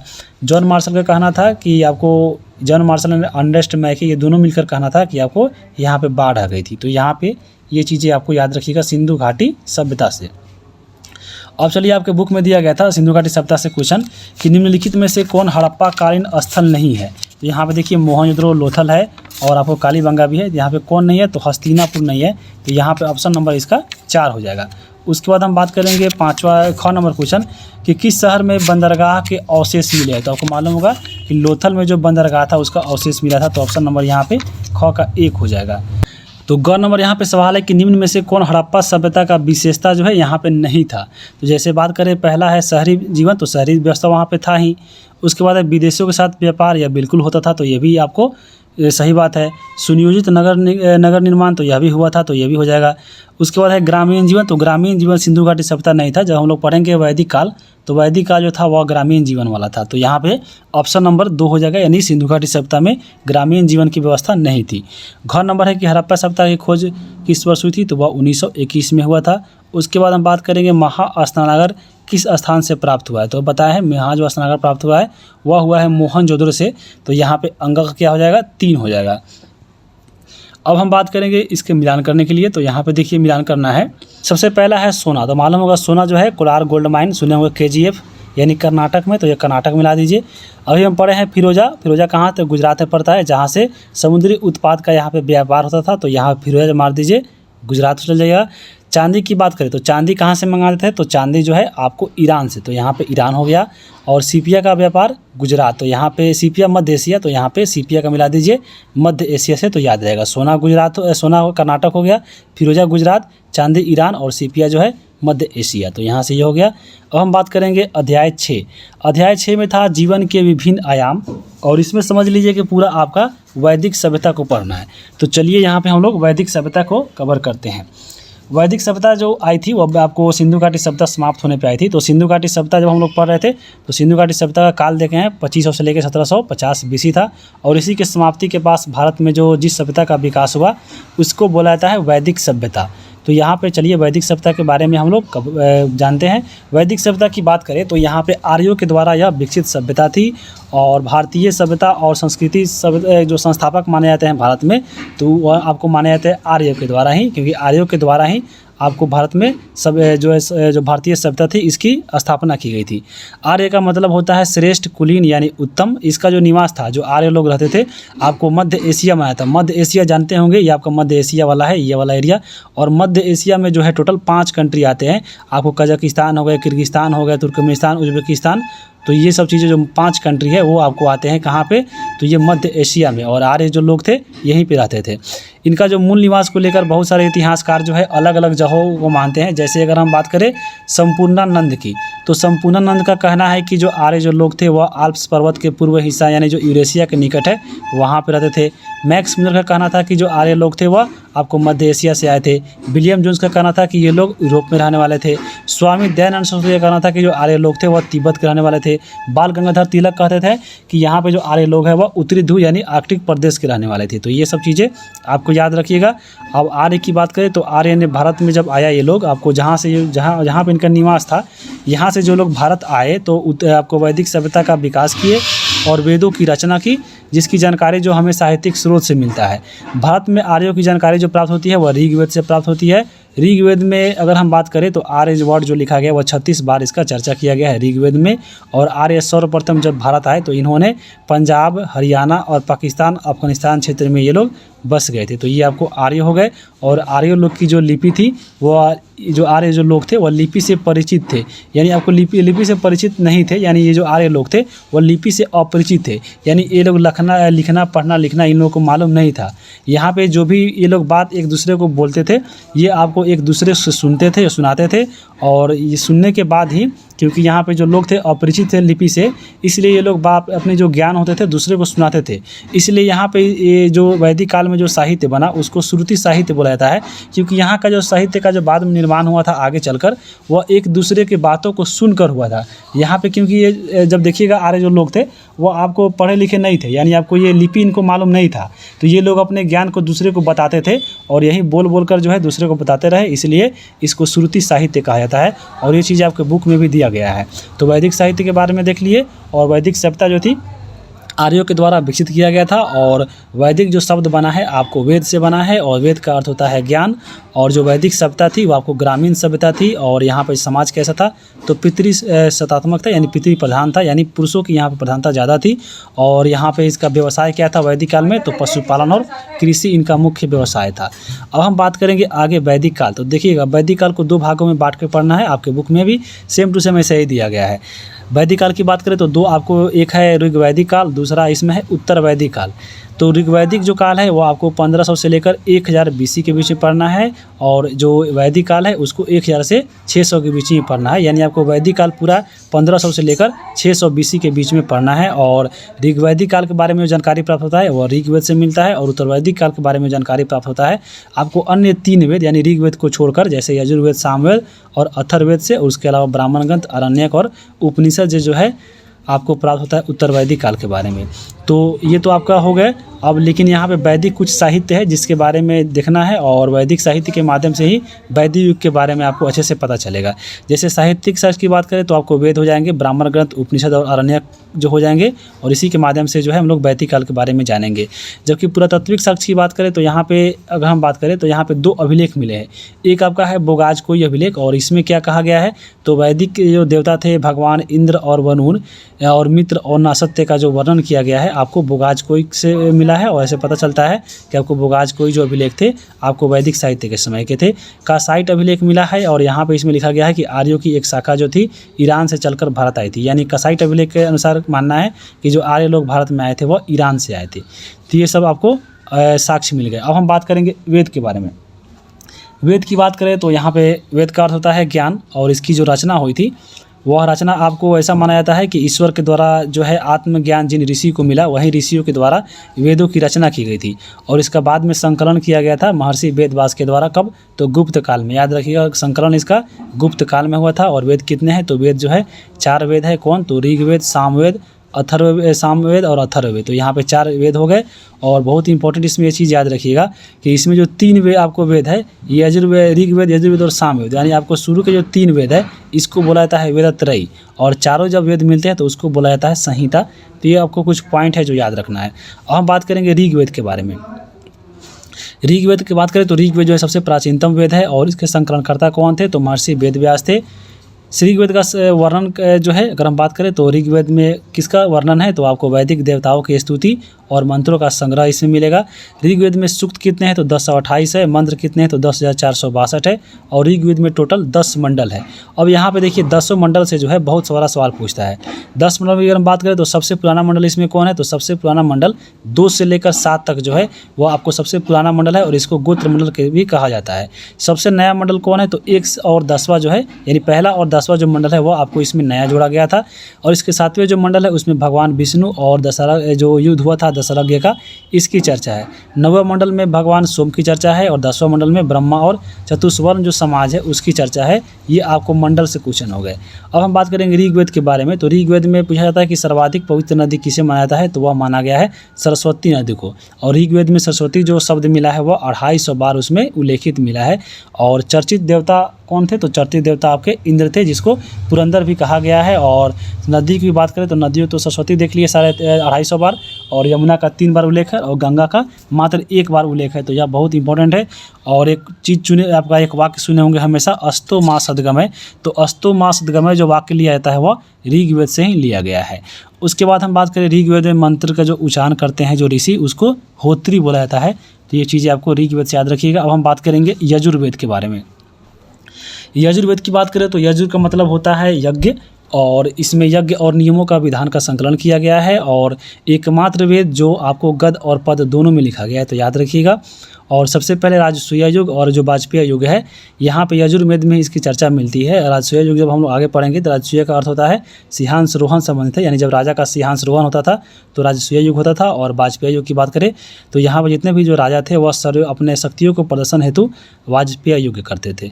अब हम बात करेंगे सामवेद। सामवेद के बारे में बात करें तो सामवेद में आपको संगीत की चर्चा है। सबसे पहले यहाँ पे जो 7 स्वर होते हैं सा रे गा मा पा धा नी, तो ये आपको 7 स्वर की चर्चा होती है, सामवेद में मिलती है। और इसलिए सामवेद को भारतीय संगीत का जनक बोला जाता है।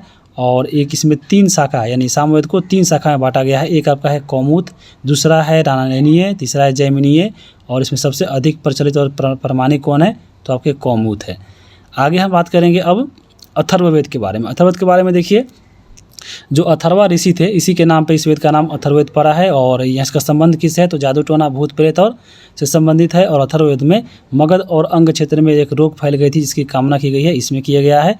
काशी के प्राचीनतम उल्लेख जो है अथर्ववेद में मिलता है। अथर्ववेद में सभा और समिति की जो प्रजापति की 2 पुत्री कहा गया है, तो इसको याद रखिएगा। अब बाकी आपको देखिए, जब डिटेल में अगर हम कवर करें अगर ब्राह्मण अरण्यक उपवेद तो बहुत लंबा हो जाएगा वीडियो, इसलिए इसको हम थोड़ा सा शॉर्ट कर देते हैं। जैसे अगर हम बात करें वेद के बारे में, तो ये वेद देखें अभी 4 प्रकार के, ऋग्वेद, यजुर्वेद, सामवेद। और इन सभी जो वेद होते हैं वेद के ब्राह्मण ग्रंथ होते हैं, सभी वेदों के अरण्यक होते हैं, उपवेद और अध्येता होते हैं। तो चलिए इसको हम लोग एक ही चार्ट में कवर कर लेते हैं। जैसे अगर हम बात करें ऋग्वेद का, तो ऋग्वेद के ब्राह्मण ग्रंथ कौन होते हैं? तो ऐत्रेय और कौशिकी होती है।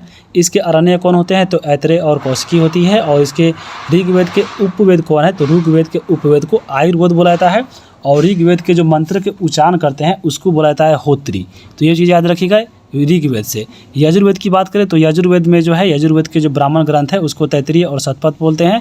इसके जो आरण्यक है तैत्तिरीय और बृहद्नारायक है। ऋग्वेद के उपवेद कौन है? तो ऋग्वेद के जो यजुर्वेद के उपवेद है इसको धनुर्वेद बोलते हैं और इसके अध्येता है, इसके जो मंत्र को उच्चारण करते हैं उसको अधर्यु बोला जाता है। उसी प्रकार सामवेद की बात करें तो सामवेद में देखिए इसके जो ब्राह्मण ग्रंथ है पंचवीस और जैमिनी हो जाएंगे, अरण्यक, जैमिनी और छंदोग्य हो जाएंगे, और सामवेद के उपवेद को गंधर्व वेद बोला जाता है, और इसकी जो उद्वेता है यानी इसके जो मंत्र के उच्चारण करते हैं उसको उद्गाता बोला जाता है। यहाँ पे आपको अथर्ववेद में इसकी एक बात याद रखिएगा कि अथर्ववेद के ब्राह्मण ग्रंथ तो गोपथ है ही, इसमें जो है अरण्यक यानी अथर्ववेद के अरण्यक नहीं है। यहाँ पे ये पॉइंट याद रखिएगा कि एकमात्र वेद जिसका अरण्यक नहीं है तो वह कौन है? तो अथर्ववेद है, और इसके उपवेद है शिल्पवेद, और इसके जो मंत्र उच्चारण करते हैं उसको ब्रह्मा कहते हैं। तो यहाँ पे ये चीज़ याद रखिएगा। और आगे इसके बारे में अगर हम और चीज़ देखें तो ब्राह्मण ग्रंथ के बारे में बात करें तो प्रत्येक वेद का गद्य रचना को ही ब्राह्मण ग्रंथ बोलते हैं। तो यहाँ पे इसे याद रखिएगा। और सभी ब्राह्मण ग्रंथों में सबसे विशाल जो है शतपथ ब्राह्मण माना जाता है, तो शतपथ ब्राह्मण जो है सबसे विशाल ब्राह्मण ग्रंथ है। अरण्यक की बात करें तो अरण्यक जो शब्द है वो आपको अरण्य से निकला है। अरण्य का मतलब होता है जंगल, और इसका अर्थ होता है यही कि आपको यह ग्रंथ जो है जंगल में एकांत में यानी आपको शांत वातावरण में लिखा गया है इसको अध्ययन करने के लिए। और अथर्ववेद को छोड़कर बाकी सभी वेदों का जो है अरण्यक जो है आपको उपस्थित है, लेकिन अथर्ववेद का अरण्यक जो है यहाँ पे रचना नहीं की गई है। तो ये चीज़ें याद रखिएगा। आगे हम बात करेंगे अब उपनिषद की। तो उपनिषद की बात करें तो भारतीय दर्शन का स्रोत माना जाता है उपनिषद को, और भारतीय दर्शन का पिता भी बोला जाता है उपनिषद को। और ऐसा माना जाता है कि उपनिषद जो है कर लेने से जो है मोक्ष प्राप्ति के साधन की चर्चा इसमें दिया गया है, यानी आपको मोक्ष प्राप्ति हो जाएगा। वैदिक साहित्य का सबसे अंतिम भाग जो है उपनिषद है, इसलिए इसको वेदांत दर्शन भी कहते हैं, यानी उपनिषद को वेदांत भी कहते हैं क्योंकि यह आपको सबसे अंतिम में आता है। इसका अर्थ क्या होता है? तो उपनिषद का अर्थ होता है गुरु के समीप बैठकर ज्ञान की प्राप्ति करना। और उपनिषद की संख्या कितनी है? तो 108 है। अब यहाँ पे कुछ जो उपनिषद है चलिए उसको देखते हैं। सबसे पहला है मुंडक उपनिषद। मुंडक उपनिषद में एक बात करें तो सत्यमेव जयते जो है आपको जो भारत का राष्ट्रीय वाक्य है यह आपको मुंडक उपनिषद से लिया गया है। एक इसमें है श्वेताश्वर। श्वेताश्वर क्या है? तो आपको उपनिषद है, और यहाँ पे मोक्ष का पहला उल्लेख इसी में दिया गया है। उसके बाद है बृहद्नारायक, इसमें क्या है? तो अश्वमेध की चर्चा की गई है। छंदोग्य उपनिषद जो है आपको तत्त्वमसि यानी तत्त्वम असि यानी तुम ही ब्रह्म हो, ये आपको वाक्य जो है उसमें लिखा गया है। और यहाँ पे सबसे प्राचीन की बात करें तो यह आपको यही छांदोग्य उपनिषद है। और जवालोपनिषद की बात करें तो इसमें सर्वप्रथम 4 जो आश्रम होते हैं ब्रह्मचर्य, गृहस्थ, वानप्रस्थ, संन्यास की चर्चा की गई है। और कठोपनिषद की बात करें तो यहाँ पे यम और नचिकेता का जो प्रसंग है इसमें कहा गया है। अब हम बात करेंगे वैदिक काल में। देखिए कुछ प्रयुक्त होने वाले वर्ड है जो वहाँ उस समय दूसरा कुछ यूज होता था।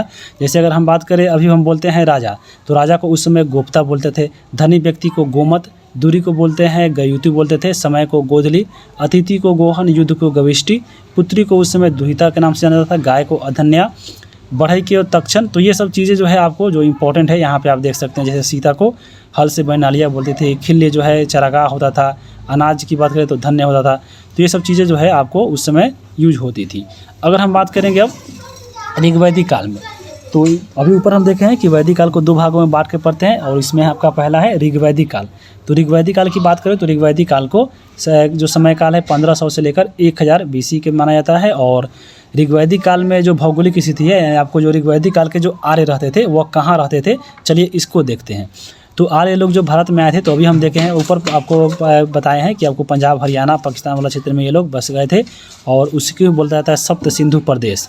तो सप्त सिंधु प्रदेश यहाँ पे देखिए उसमें 7 नदियाँ थी, और इसी के क्षेत्र आसपास के जो क्षेत्र थे वहीं कहलाते हैं सप्त सिंधु प्रदेश। जैसे सिंधु हो गया, उसके बाद बितिस्ता हो गया जो वर्तमान में झेलम नाम सुने होंगे, उसके बाद अस्कनी हो गया जो चिनाब अभी वर्तमान में है, पुरुषनी हो गया जो रावी उस समय अभी वर्तमान में रावी है, बिपाशा जो है आपको ब्यास, और शतुद्री जो था आपको उस समय वर्तमान में सतलज नदी है, और सरस्वती जो आपको घग्गर नदी है। तो ये आपको 7 जो नदी है इसी एरिया में जो है आपको प्रारंभिक में जब आए थे आर्य लोग तो यहीं बस गए थे, यानी ऋग्वैदिक काल में।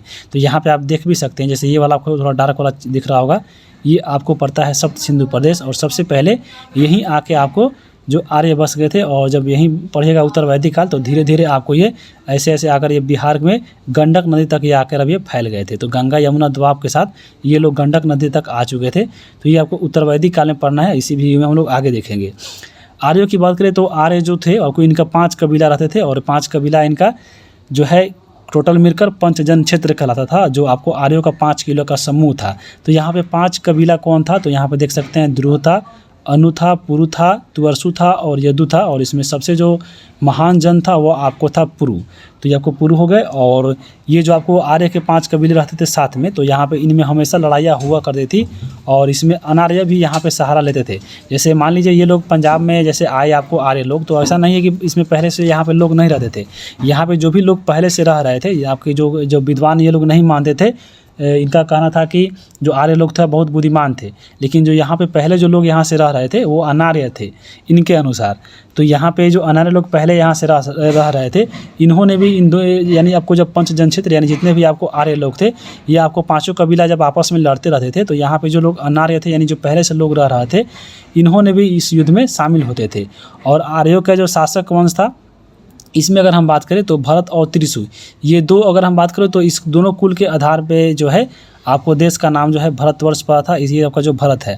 और आर्यों का जो शासक वंश था, ये दो ही आपको जो त्रिशु आपको भरत और त्रिशु था, ये आपको शासक वंश था जो आपको ऋग्वेद में उल्लेखित है और भरत के नाम पे ही भरत नाम पड़ा था, जैसे हम लोग पीछे ही शुरू में ही पढ़े हैं। और यही भरत वंश का जो एक राजा था दशरथ, आपको इसी ने जो भरत है यही आपको भरत लड़ा था दशरथ युद्ध को, तो आगे हम देखेंगे। और ये जो दशरथ युद्ध हुआ था तो भरत वंश के राजा तो सुदास थे और उधर से एक तरफ 10 राजाओं के बीच में लड़ा गया था, तो यह हो गए। और भरत वंश के राजा एक तरफ अकेले थे सुदास, और यहाँ पे सुदास यहाँ पे जीत गए थे 10 राजाओं के बीच में हराकर। और ये जो आपको 10 राजाओं के बीच में जो शामिल सेना थी, आपको एक आपका पंचजन था, यानी आपको जो पंचजन जो आर्य थे वह थे, उसके बाद अन्य कबीला भी था और यहाँ पे जो लोग अनार्य थे वह भी थे। लेकिन अकेले जो है भरत वंश के जो राजा थे सुदास, यहाँ पे इन लोगों को हरा दिया गया था। और ये जो दशरथ युद्ध है इसकी जो चर्चा मिलती है ऋग्वेद के 7वें मंडल में मिलती है, तो इसको याद रखिएगा। और जब पराजित जो जन यहाँ पे अगर हम बात करें, यहाँ पे जितने भी जो पंचजन थे यानी जो आर्य लोग रहते थे, यहाँ पे जो सबसे महान इसमें जन था वह था इसमें पुरु। तो पुरु के बारे में हम आगे देखेंगे। जैसे यही जब का पुरु था, जब उत्तरवैदिक काल में पढ़िएगा तो उत्तरवैदिक काल में ये जो पुरु था भरत के साथ मिलकर कुरु बन गया था, और कुरु जो था आपके आगे जनपद हो गया। और फिर यह कालांतर में यानी उत्तरवैदिक काल में भरत और पुरु मिलकर यहीं आपको कुरुक्षेत्र के नाम से प्रसिद्ध होता है। तो यहाँ पर उत्तरवैदिक काल में कुरु पंचाल से मिलता है और फिर यह गंगा यमुना द्वाब तक क्षेत्र में जाकर अपना एक संयुक्त राज्य बनाता है। और ये जो आपका आर्य था ये आपको मिलेगा उत्तरवैदिक काल में। तो उत्तरवैदिक काल के भौगोलिक स्थिति का हम लोग यहीं पे देख लिए हैं। और ये जो आपके आर्य लोग आपके उत्तरवैदिक काल में धीरे धीरे बसते बसते आपको गंगा यमुना द्वाब के क्षेत्र में आते आते उत्तर बिहार के गंडक नदी तक आ गया था। तो यहाँ पे गंडक नदी याद रखिएगा, जब आप इस चीज़ को एनसीईआरटी में पढ़िएगा तो आपको गंगा यमुना द्वाब ही मिलेगा, लेकिन जब बिहार एससीईआरटी पढ़िएगा तो आपको गंडक नदी। यहाँ पे ये फ़ायदा यही है आपको एससीईआरटी पढ़ने में, क्योंकि यहाँ पे बिहार की चीज़ों को ज़्यादा दिया गया है। और बीपीएससी आयोग एग्जाम ले रहा है तो बिहार से जो क्वेश्चन है आपको डीपी में अगर पूछेगा तो ये आपको उसमें मदद करेगा एससीईआरटी। तो एससीईआरटी ज़रूर पढ़ के जाइएगा। कुरु जो था आपको पढ़े हैं आपको कुरु जनपद, तो कुरु जो है आपको दिल्ली पर अधिकार करके कुरुक्षेत्र नाम से आपको प्रसिद्ध हुआ और इसका जो राजधानी हुआ करता था वह हस्तिनापुर हुआ। वर्तमान में जो मेरठ देख रहे हैं आपको यूपी में, यही आपको हस्तिनापुर उस समय था जहाँ पे कुरु ने दिल्ली पर आक्रमण करके कुरुक्षेत्र नाम बसा लिया था और यह आपको हस्तिनापुर को इसने राजधानी बना लिया था। और कुरुकुल का जो इतिहास है वो आपको भारत युद्ध से प्रसिद्ध हुआ था, जो आपको ऊपर देखें हम लोग। और इसी महाभारत में अगर हम बात करें तो इसी पर महाभारत महाकाव्य भी लिखा गया था, जो आपको पढ़े होंगे कुरु और पंचाल के बारे में। तो इसी पे आपको महाकाव्य आधारित है। और 950 BC के आसपास में आपको यह महाभारत महाकाव्य लिखा गया था और यह कौरव और पांडव के बीच में था। और ये दोनों जो है आपको जो ऊपर हम पढ़े हैं कुल के बारे में, तो इसी कुल के ही आपको ये यहाँ पे सदस्य मैंने मतलब ये पंचजन क्षेत्र थे। उसके बाद ऐसा माना जाता है कि युद्ध के बाद सभी कुरुवंशियों का नाश हो गया था और जो जीवित बचा वह इलाहाबाद में जाकर कौशाम्बी और बिहार तक ये फैल गए थे। और वैदिक सभ्यता में राम कथा का कोई उल्लेख नहीं है, लेकिन यहाँ पे महाभारत का है। तो ये चीज़ याद रखिएगा। दशहरा युद्ध तो अभी हम ऊपर देखे हैं कि 10 राजाओं के बीच में हुआ था, 7वें मंडल में इसका चर्चा है। और यह रावी नदी के तट पे हुआ था और यह भरत वंश के जो राजा थे सुदास, और उधर से 10 राजाओं के बीच में लड़ा गया था। और इस 10 राजाओं में जो थे पंचजन क्षेत्र भी थे, अनार्य भी थे और अन्य कबीला भी थे। और इसके पीछे कारण क्या था दशहरा युद्ध के पीछे? तो कारण यही था कि आपको भरत वंश के जो राजा थे सुदास, इनके द्वारा जो है इनका जो पुरोहित था विश्वामित्र, तो विश्वामित्र को हटाकर यह गुरु वशिष्ठ को अपना पुरोहित बनाना चाहते थे, इसलिए यह युद्ध लड़ा गया था। और ऋग्वैदिक काल में वशिष्ठ और विश्वामित्र जो थे आपके 2 पुरोहित थे। और वरिष्ठ रूढ़िवादी थे, और आपके वशिष्ठ जो आपके थे वह रूढ़िवादी थे, और विश्वामित्र जो थे आपके उदारवादी प्रवृत्ति के थे। और यहाँ पे इस युद्ध के बाद परिणाम यही निकला कि राजा सुदास जो थे यहाँ पे इस युद्ध में विजय हुए थे, और पुरोहित वशिष्ठ को यहाँ पे अपना, इनका जो बोले थे कि हाँ इनको अपना पुरोहित बनाएंगे, तो यहाँ पे इन्होंने बना लिया था वशिष्ठ को। तो ये सब चीज़ें यहाँ से याद रखिएगा। और जब आर्य यानी जब कोई उत्तरवैदिक काल में जब आर्य जो लोग थे वो आपको इनका समाज जो था 3 वर्गों में बटा था, एक आपको योद्धा, दूसरा पुरोहित और तीसरा समान जन। लेकिन जब आप पढ़िएगा आपको आगे उत्तरवैदिक काल, तो उत्तरवैदिक काल में जब पुरुष सूक्त पढ़ना है तो पुरुष सूक्त में जो है इनको समाज को जो है जाति, उस समाज को बदल दिया गया था आपको वर्ण के आधार पर, जैसे हम लोग आगे पढ़ेंगे। वर्ण व्यवस्था, चलिए यहाँ पे हम यहीं पे देख लेते हैं। जैसे वर्ण व्यवस्था देख लीजिए, यहाँ पे ऋग्वेद के 10वें मंडल में पुरुष सूक्त में दिया गया है, और इसके अनुसार 4 वर्णों का विभक्त किया है। जैसे आपको ऐसा माना जाता है कि 4 वर्ण कौन थे, तो आपको ब्राह्मण थे, क्षत्रिय थे, वैश्य थे और शूद्र थे। तो ये आपको कहाँ से लिया गया है, तो पुरुष सूक्त से लिया गया है 10वें मंडल से। और ऐसा माना जाता है कि आपको मुख्य से जो उत्पत्ति हुआ था ब्राह्मण का हुआ था, और इसका कार्य है धार्मिक अनुष्ठान कराना। उसी प्रकार भुजा से जन्म लिए हैं क्षत्रिय, और इनका काम है शासक वर्ग का। उसके बाद जंघा से उत्पन्न हुए हैं वैश्य, और यहाँ पर इनका कार्य है कृषि कार्य करना। पैर से जो उत्पन्न हुए वो होता है शूद्र, और इनका कार्य है सेवा कार्य करना। तो ये वर्ण व्यवस्था जो तो आपको मिला है उत्तरवैदिक काल में। लेकिन जब आर्य लोग पहले आए थे शुरू में आपको, तो ये लोग 3 भाग में ही विभक्त थे, यानी आपको एक योद्धा, पुरोहित और साधारण जन कहलाते थे। तो ये आप चीज़ें देख लिए। अब हम बात करेंगे ऋग्वैदिक काल के राजनीतिक जीवन के बारे में। तो राजनीतिक जीवन की देखें तो यहाँ पे जो समाज था जो इसका जब का ऋग्वैदिक काल में, वो आपको कबीला के आधार पे था। यानी कबीला मतलब उसमें जन होता था, और इसके जो प्रधान होते थे वह राजा यानी गोप होते थे। यहाँ पे इनका कार्य क्या था, तो प्रशासन कार्य करना, कबीला का संरक्षण करना, शत्रुओं की रक्षा करना और पशुधन की रक्षा करना। क्योंकि ऋग्वैदिक काल में अगर पशुधन की जो है सबसे बड़ा कोई धन था तो पशुधन था, और वह थी गाय, जिसको अधन्या लोग कहते थे। तो यहाँ पे इसी प्रकार से देखिए वहाँ पे जो प्रशासन का बंटवारा बांटा गया था। जैसे कुल, बहुत कुल होते थे सबसे छोटा इकाई, और बहुत सारे कुल मिलकर ग्राम बनते थे, और ग्राम के जो प्रमुख होते थे ग्रामीणी कहते थे। बहुत सारा ग्राम मिलकर 20 बनते थे, और इसके जो प्रधान होते थे 20पति कहते थे, और ये सभी 20 मिलकर जो जन कराते थे, और जन के जो प्रधान होते थे यह राजा होते थे। तो सबसे छोटी इकाई कुल, और सबसे बड़ा इकाई यहाँ पे जन होता था। और ऋग्वेद में जो जन शब्द लिखा गया है वह 275 बार लिखा गया है। तो ये भी आपको याद रखिएगा। आगे हम बात करेंगे किसी भी राज्य क्षेत्र में जनपद का उल्लेख जो है आपको ऋग्वैदिक काल में देखने को नहीं मिलेगा, लेकिन जब आगे जाइएगा तो आपको मिलेगा। उसके बाद हम बात करेंगे 2 महान पुरोहित, अभी आपको देख लिए हैं वशिष्ठ और विश्वामित्र, और इसी के कारण जो है आपको दशरथ युद्ध लड़ा गया था, और सुदास के द्वारा जीतकर वशिष्ठ को जो है आपको उसका पुरोहित बनाया गया था। राजा की सहायता के लिए अनेक संगठन भी बनाया गया था, जैसे आप पढ़ेंगे विधत समिति। तो उसके बाद हम आगे हम बात करेंगे इसी वीडियो में। जैसे देखिए यहाँ पे आ गया, तो यहाँ पे देखिए समिति की बात करते हैं।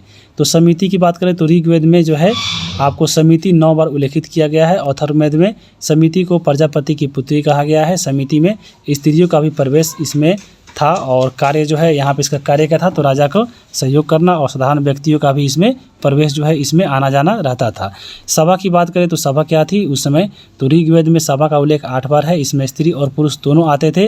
अथर्ववेद में सभा को प्रजापति की पुत्री कहा गया है, और इस संस्था में विशिष्ट और समृद्ध लोग की अनुमति थी। तो ये चीज़ देख लिए सभा के बारे में। अब हम बात करते हैं विरत के बारे में। विदत की बात करें तो ऋग्वेद में विदत का प्रयोग 122 बार हुआ है। यह विशिष्ट संस्था के रूप में माना जाता था। इसमें स्त्रियां भी शामिल होती थी, वृद्ध और विद्वानों की सहभागिता होती थी। इसमें अधिकांश और आध्यात्मिक जो है विचार विमर्श होता था, और इसे उत्तरवैदिक काल में समाप्त कर दिया गया था। क्योंकि जब उत्तरवैदिक काल पढ़िएगा तो वहाँ पे देखिएगा आपको समिति और विदत और सभा में यहाँ पे स्त्रियों को जाना यहाँ पे मना कर दिया था। तो आगे हम इसमें कवर करेंगे। जैसे ऋग्वैदिक काल में बात करें तो ऋग्वैदिक काल में एक होता था रत्नी। तो रत्नी जो होता था आपको एक अधिकारी था, और इसमें अधिकारी को ही उस समय रत्नी बोलते थे। और उसमें जैसे सेनानी हो गए, ग्रामीणी हो गए, बृहस्पति हो गए, ये सभी रत्नी थे, यानी उस समय अधिकारी थे। न्याय काल की अगर हम बात करें तो यहाँ पे देखिए ऋग्वैदिक काल में कोई भी न्याय का उल्लेख नहीं है, यानी यहाँ पे सब लोग आपको कोई भी अन्याय नहीं करता था। सेना जो है अस्थायी नहीं था। जब कोई मान लीजिए कोई युद्ध का जरूरी पड़ता था तो अपने गांव के लोग जो मिलकर युद्ध में भाग लेते थे। एक था बलि होता था कर। तो यहाँ पे कर की व्यवस्था जो थी आपको ऋग्वैदिक काल में ऐसा था कि राजा को स्वेच्छा से दिया जाने वाला कर था। मन है तो दीजिए, नहीं तो नहीं दीजिए। अगर आपको इच्छा है तो मतलब काबिल है तो दीजिए, नहीं तो नहीं दीजिए। यह व्यवस्था थी कर के बारे में, और कर को उस समय बलि बोलते थे। सामाजिक जीवन कैसा था पूर्व वैदिक काल में? तो जो सामाजिक जीवन था पितृसत्तात्मक था, और लोग एक जगह यानी संयुक्त परिवार के रूप में रहते थे। और जो वर्ण व्यवस्था था यानी जो इनका जो बांटा गया था वर्ण, वह कर्म के आधार पर बांटा गया था। और कर्म के आधार पर यानी जो व्यक्ति मान लीजिए एक ही घर में सब कोई अलग अलग काम करता है, तो यहाँ पे आपको सब ये नहीं कि हाँ मतलब जाति के आधार पर कि हाँ आपको जो मान लीजिए कोई मिस्त्री का बेटा है या आपको कोई एक ही मतलब हजाम है तो उसका बेटा भी हजाम होगा, ये चीज़ें आधारित नहीं थी। लेकिन जब आगे जब पढ़िएगा तो ये सब चीज़ें थोड़ा थोड़ा बदलते आएगी। कब? तो आपको उत्तर वैदिक काल में। और ऋग्वेद में पढ़िएगा आगे 10 मंडल है, और इसमें पुरुष सूक्त की चर्चा है, और इसी में वर्ण व्यवस्था की वर्णन किया गया है। जैसे हम लोग ऊपर देख लिए हैं ब्राह्मण, क्षत्रिय, शूद्र और वैश्य के बारे में। आगे हम बात करेंगे अब इनके वस्त्र कैसे थे ऋग्वेदिक काल में। तो इनके वस्त्र थे सूती और ऊनी। भोजन ये लोग क्या करते थे? तो शाकाहारी और मांसाहारी दोनों करते थे। और इनका मुख्य फसल क्या था? तो जौ था, और जौ को उस समय यौ बोलते थे। और अगर हम बात करें तो नमक और मछली का उल्लेख जो है आपको ऋग्वेदिक काल में नहीं मिलता है। समाज की सबसे छोटी का ये पता है कुल, और इसके जो प्रधान थे कुलूप कहलाते थे। और समाज में स्त्रियों की स्थिति जो थी आपको अच्छी थी ऋग्वेदिक काल में, जो बाद में उत्तरवैदिक काल में यह आपको घटती नज़र आती है। जैसे अगर हम बात करें तो ऊपर देखें हैं कि स्त्री सभा और जो समिति और विद्युत आपका जो उसमें सभा था, वहाँ पे जो है स्त्रियाँ भाग ले सकती थी। इसलिए माना जाता है कि स्त्रियों की स्थिति जो है आपको सम्मानजनक थी। महिलाओं के लिए भी उपनयन संस्कार का जो प्रावधान किया गया था ऋग्वेदिक काल में। महिलाएं जो थी आपको पति के साथ यज्ञ में भाग ले सकती थी, और स्त्री शिक्षा का जो है महत्व था किसमें? तो ऋग्वेदिक काल में। जैसे आपको बहुत सारे महिलाएँ भी मिली है जो विदुषी थी, जैसे लोपामुद्रा, अपोला और घोषा हो गई। उसके बाद अगर हम बात करें ऋग्वेदिक काल में महिलाओं के बारे में, तो देखिए आपको ऋग्वेदिक काल में बाल विवाह का जो प्रचलन नहीं था। सती प्रथा की बात करें तो सती प्रथा का भी प्रचलन नहीं था। यहाँ पे सती प्रथा के बारे में अथर्ववेद में उल्लेख मिलता है, और सिंधु घाटी में भी इसका उल्लेख नहीं है। और 1829 में लॉर्ड विलियम बेंटिक जो है राजा मोहन की सहायता से सती प्रथा को समाप्त कर दिया गया था। और दहेज प्रथा भी जो था आपको ऋग्वेदिक काल में नहीं था। पर्दा प्रथा भी, ये सब प्रथाएँ जो है आपको उस समय नहीं थी। अब हम बात करते हैं आगे इसके सामाजिक जीवन के बारे में। तो सामाजिक जीवन के बारे में बात करें तो सीधे जो ऋग्वेदिक काल था यहाँ पे दास प्रथा की देख रहे तो दास प्रथा उस समय चलता था। विधवा का जो पुनर्विवाह होता था वो भी चलता था। नियोग प्रथा भी चलता था, पुनर्विवाह चलता था, और बहुपति विवाह था। तो नियोग प्रथा क्या है इसके बारे में भी आगे हम बात करेंगे। लेकिन सबसे पहले दास प्रथा की बात करें तो दास प्रथा ऋग्वेदिक काल में था। और दास प्रथा की शुरुआत की अगर हम बात करें तो दास प्रथा ऋग्वेदिक काल से ही इसका शुरुआत माना जाता है। और सिंधु घाटी सभ्यता में दास प्रथा यहाँ पर नहीं था, और अकबर जाके 1562 में जो है दास प्रथा का अंत किया था। अब एक यहाँ पे देखिए विधवा विवाह, यानी आपको किसी की पति अगर मर जाता है तो उसका विवाह हो जाता था, तो ये विधवा विवाह हो गया। एक था नियोग प्रथा। नियोग प्रथा क्या था? तो मान लीजिए कोई स्त्री को अगर संतान नहीं हो रहा है, तो यानी आपको निसंतान स्त्री या विधवा है, या आपको अगर उसको संतान की प्राप्ति करनी है, तो संतान प्राप्ति के लिए वह क्या करती थी? तो अपने देवर के साथ या अपने पति के दोस्त के साथ वह आपको जो है आपको इसके तहत संतान उत्पन्न कर सकती थी। तो यही था नियोग प्रथा, जो आपको जो है वैदिक काल में इसका प्रचलन था। तो यहाँ से याद रखिएगा। और अमाजु की बात करें तो अमाजु थी आपको आजीवन अविवाहित जो महिला थी उसको बोला जाता था अमाजु। विवाह की बात करें तो विवाह की 2 विधि थी, एक अनुलोम विवाह, दूसरा प्रतिलोम विवाह। अनुलोम में क्या होता था? तो अनुलोम में वह होता था कि पुरुष मान लीजिए उच्च वर्ग का है और कन्या निम्न का, तो वो आपको हो गया अनुलोम। और प्रतिलोम में क्या हो गया? तो पुरुष निम्न वर्ग का और कन्या उच्च वर्ग का। तो ये दोनों प्रकार की शादियाँ जो है आपको हुआ करती थी ऋग्वैदिक समाज में। और ऋग्वैदिक जाति थी तो आपको एक हो गए क्षत्रिय जिसको योद्धा बोलते थे, और पुरोहित पंडित हो गए, और सामान्य व्यक्ति यानी साधारण जन तो प्रजा। तो ऊपर हम बताए हैं कि आपको जब आर्य लोग आए थे तो ये तीनों जो है इसी रूप में रहते थे। बाद में जाकर ये 4 भागों में बट गए थे, और शूद्र वर्ग जैसे थे। तो ऋग्वैदिक काल के अंत में आपको लास्ट में आया था, इसलिए ऐसा माना जाता है कि उत्तर वैदिक काल में ही आपको वर्ण व्यवस्था लागू होता 4 प्रकार से। धार्मिक जीवन की बात करें तो ऋग्वैदिक जो लोग थे आपको प्रकृति पूज्यवादी थे और बहुदेववादी थे, यानी प्रकृति की पूजा करते थे और बहुत सारे देवताओं को भी ये लोग मानते थे। जैसे संपूर्ण वैदिक काल में अगर हम बात करें, आपको चाहे उत्तर वैदिक हो या ऋग्वैदिक हो, तो मंदिर और मूर्ति पूजा का जो प्रमाण आपको नहीं मिला है। और बोगाजकोई अभिलेख जो सुने होंगे, बोगाजकोई अभिलेख और ऋग्वेद में जो है आपको देवताओं माना गया है ऋग्वैदिक काल में कौन कौन, तो आपको इंद्र, वरुण, मित्र और नासत्य को माना गया है। देवताओं की 3 श्रेणियां थी आपको ऋग्वैदिक काल में कौन कौन थी, तो एक आपको अंतरिक्ष के देवता थे, दूसरे थे पृथ्वी के देवता और तीसरे थे आकाश के देवता। तो जो अंतरिक्ष के देवता थे आपको इंद्र हो गए, मारुत हो गए, रुद्र हो गए, वायु हो गए, ये सभी के सभी आपको जो देवता थे वो अंतरिक्ष के देवता थे। पृथ्वी के देवता आते थे अग्नि, दूसरा पृथ्वी, सोम, बृहस्पति। उसी प्रकार आकाश के देवता थे सूर्य, वरुण, उषा और सविता। तो ये सब आपको याद रखना है। अब यहाँ पे देखिए कुछ प्रमुख देवता के बारे में दिया गया था आपके बुक में कि सबसे प्रमुख देवता कौन थे, तो वह इंद्र थे और इंद्र की चर्चा 250 बार किया गया है। सभी देवताओं का राजा इंद्र को बोला जाता था और इनको पुरंदर की किला तोड़ने वाला इसको बोला जाता था, वर्षा कराने वाला देवता भी इनको बोला जाता था। अग्नि की बात करें तो अग्नि का जो उल्लेख है 212 बार है। पृथ्वी के सर्वश्रेष्ठ देवता के रूप में इनको माना जाता था और मृत्यु लोक और स्वर्ग लोक के विभाजक रेखा के रूप में अग्नि को माना जाता था। वरुण की बात करें तो ऋग्वेद में 176 बार उल्लेखित है। जल के देवता और सत्य का प्रतीक जो है वरुण को मानते थे। पूषण आपको एक देवता थे। पूषण के बारे में याद रखिएगा कि ऋग्वेद के काल में पशुओं के देवता थे, जबकि उत्तरवैदिक काल में जाकर ये सूत्रों के देवता बन गए थे। कौन, तो पूषण। आगे हम बात करेंगे आर्थिक जीवन के बारे में। यहाँ पे देखिए ऋग्वैदिक काल में आर्थिक जीवन की बात करें तो यहाँ पे पशुपालन करते थे और कृषि कार्य यहाँ पे गौण था, यानी मेन रूप से मुख्य रूप से कार्य जो था आपको पशुपालन था। हालांकि कृषि करते थे लेकिन कम करते थे। यहाँ पे जो ऋग्वैदिक काल में पशुपालन के रूप में गाय पालते थे, भैंस, भेड़, बकरी और घोड़ा पालते थे। प्रमुख यहाँ पे इनका पशु क्या था ऋग्वैदिक काल में, तो वह था गाय, जिसको अधन्या बोलते थे। और ऋग्वेद में 176 बार जो है अधन्या का उल्लेख है। और आपको गाय के कारण ऐसा माना जाता है कि जिस राजा के पास ज़्यादा जितना गाय है वह सबसे महान राजा है। और गौ हत्या करने वालों को मृत्यु दिया जाता था और या आपको उसको देश से निकाल दिया जाता था। तो ये आपको गाय इनका बहुत ही महत्वपूर्ण पशु था और गाय के कारण जो है राजा अनेक लड़ाइयाँ भी लड़ती थी।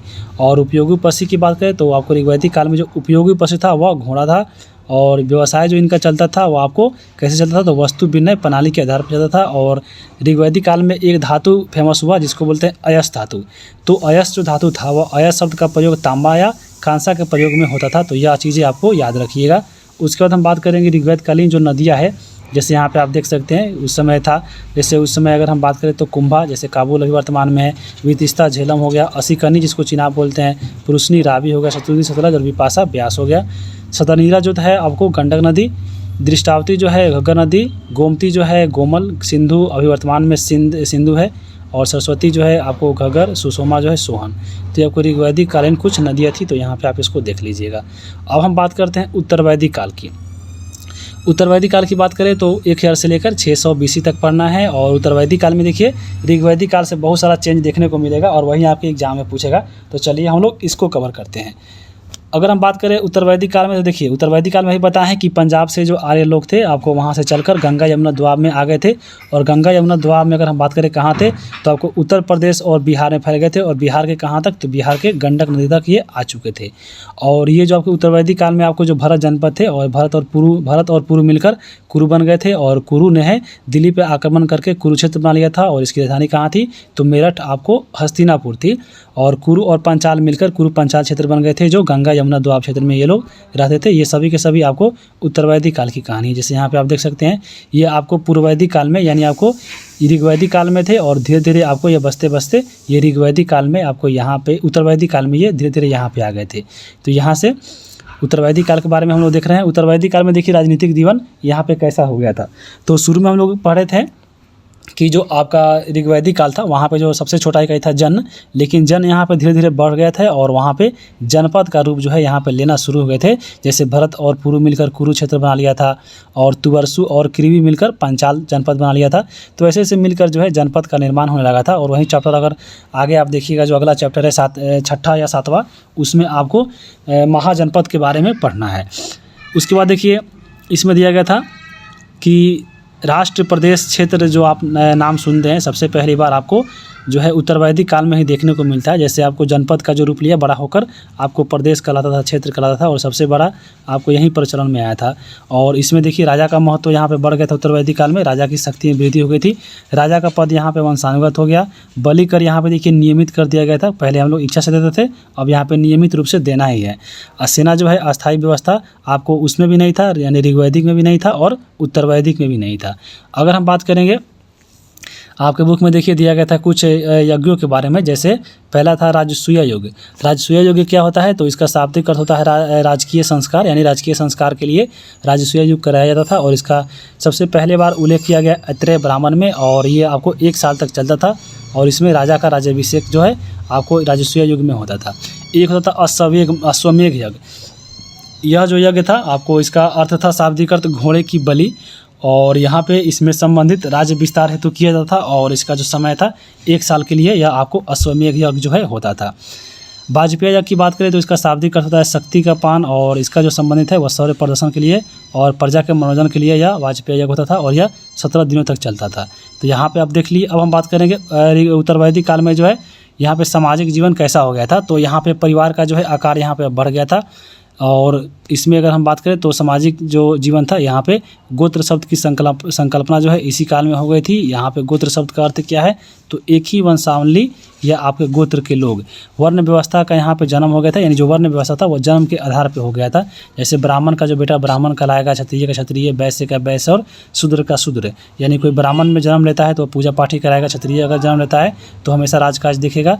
ये सब चीज़ें जो है आपको मिलती है किसमें तो आपके उत्तरवैदिक काल में। तो वर्ण व्यवस्था आपको यहीं पे जन्म लिया था और समाज जो है 4 भागों में यहाँ पे विभक्त हो गया था। जैसे जो ब्राह्मण था वह धार्मिक अनुष्ठान करता था, क्षत्रिय जो था आपको प्रशासन कार्य देखता था, जो वैश्य था वह कृषि कार्य देखता था और जो शूद्र था वह आपको अन्य वर्णों की सेवा करते थे। यानी जो तीनों अन्य वर्ण हैं ये लोग उसकी सेवा करते थे। तो यही आपको जो है आपको यहाँ पे देखने को मिलता है किसमें तो आपके उत्तरवैदिक काल में। उसके बाद अगर हम बात करें तो इसमें जो 4 वर्ण देख रहे हैं आपको, इसमें जो शूद्र वर्ण है, शूद्र वर्ण को जो है इसमें उपनयन संस्कार यानी जो जनेऊ धारण होता है उसके इस अधिकार से वंचित कर दिया गया था और वह ऐसा कहा जाता था कि जो शूद्र लोग हैं वह गायत्री मंत्र का उच्चारण भी नहीं करेंगे। तो ये आपको याद रखिएगा। अब यहाँ पे देखिए स्थितियों की जो स्त्री जो थी, स्त्री की स्थिति में यहाँ पे उत्तरवैदिक काल में गिरावट आ गई। देखिए गिरावट कैसे आ गई तो यहाँ पे जो बताए हैं ऊपर जो सभा थी जो राजकाज में जो है ये राजाओं के बारे में जो है उस सहयोग करती थी। जैसे सभा समिति था तो यहाँ पे अगर हम बात करें तो सभा और समिति में स्त्रियों का प्रवेश जो है इसमें वर्जित था, यानी नहीं प्रवेश कर सकती थी और विदत का तो समाप्ति ही कर दिया गया था। स्त्रियों को उपनयन संस्कार से नहीं दिया जाता था।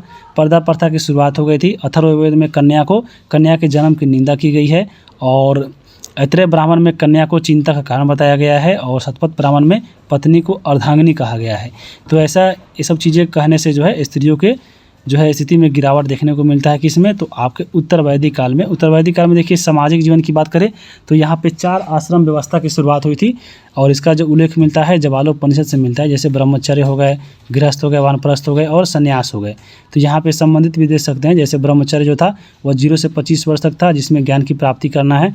गृहस्थ जीवन जो है 25 से 50 साल तक चलेगा और इसमें सांसारिक जीवन जीना है और उसमें वानप्रस्थ था और इसमें 50 से 75 साल जीना है और इसमें आपको ईश्वर ध्यान करना है। और संन्यास तो लास्ट में आपको 75 से 100 वर्ष के बीच में और ये संन्यास के समय आपको मोक्ष हेतु तपस्या करना है।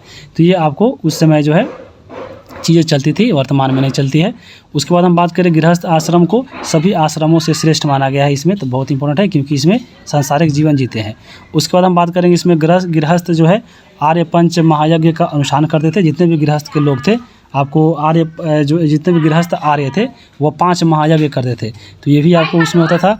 इसमें मनुष्य को गृहस्थ आश्रम में 3 ऋणों से मुक्त होना आवश्यक था। तो ऐसे ऐसे आपको कर्मकांड जो है उसमें होते रहते थे। उसके बाद हम बात करेंगे आर्थिक जीवन का। तो देखिए यहाँ पे एक बहुत इंपॉर्टेंट पॉइंट पूछता है कि आपको आर्थिक जीवन के तौर पे यानी प्रमुख जो व्यवसाय है वह ऋग्वैदिक काल में क्या था। तो ऋग्वैदिक काल ऊपर पढ़े हैं तो वहाँ पे पशुपालन था, वहाँ पे कृषि होता था लेकिन मुख्यतः जो था आपको पशुपालन होता था। लेकिन यहाँ पे उत्तरवैदिक काल आते आते यहाँ पे जब पढ़िएगा आपको लोहे का खोज हो गया था तो नए नए हथियार बनने लगे थे, इसलिए यहाँ पे आपको कृषि जो है ज़्यादा देखने को मिलेगा। तो उत्तरवैदिक काल में जो मुख्य व्यवसाय बन गया था वह कृषि बन गया था और कृषि करने के कारण जो यहाँ पर मुख्य फसल था यहाँ पे चावल हो गया था। और चावल को उत्तरवैदिक काल में ब्रीही के नाम से जानते हैं। उसी प्रकार देखिए उड़द हो गया, उड़द को मांस बोलते थे, जौ को हम लोग उसमें बोलते थे यौ और गेहूं को गोधूम। तो ये सब चीज़ें थी आपकी प्रमुख फसल थी।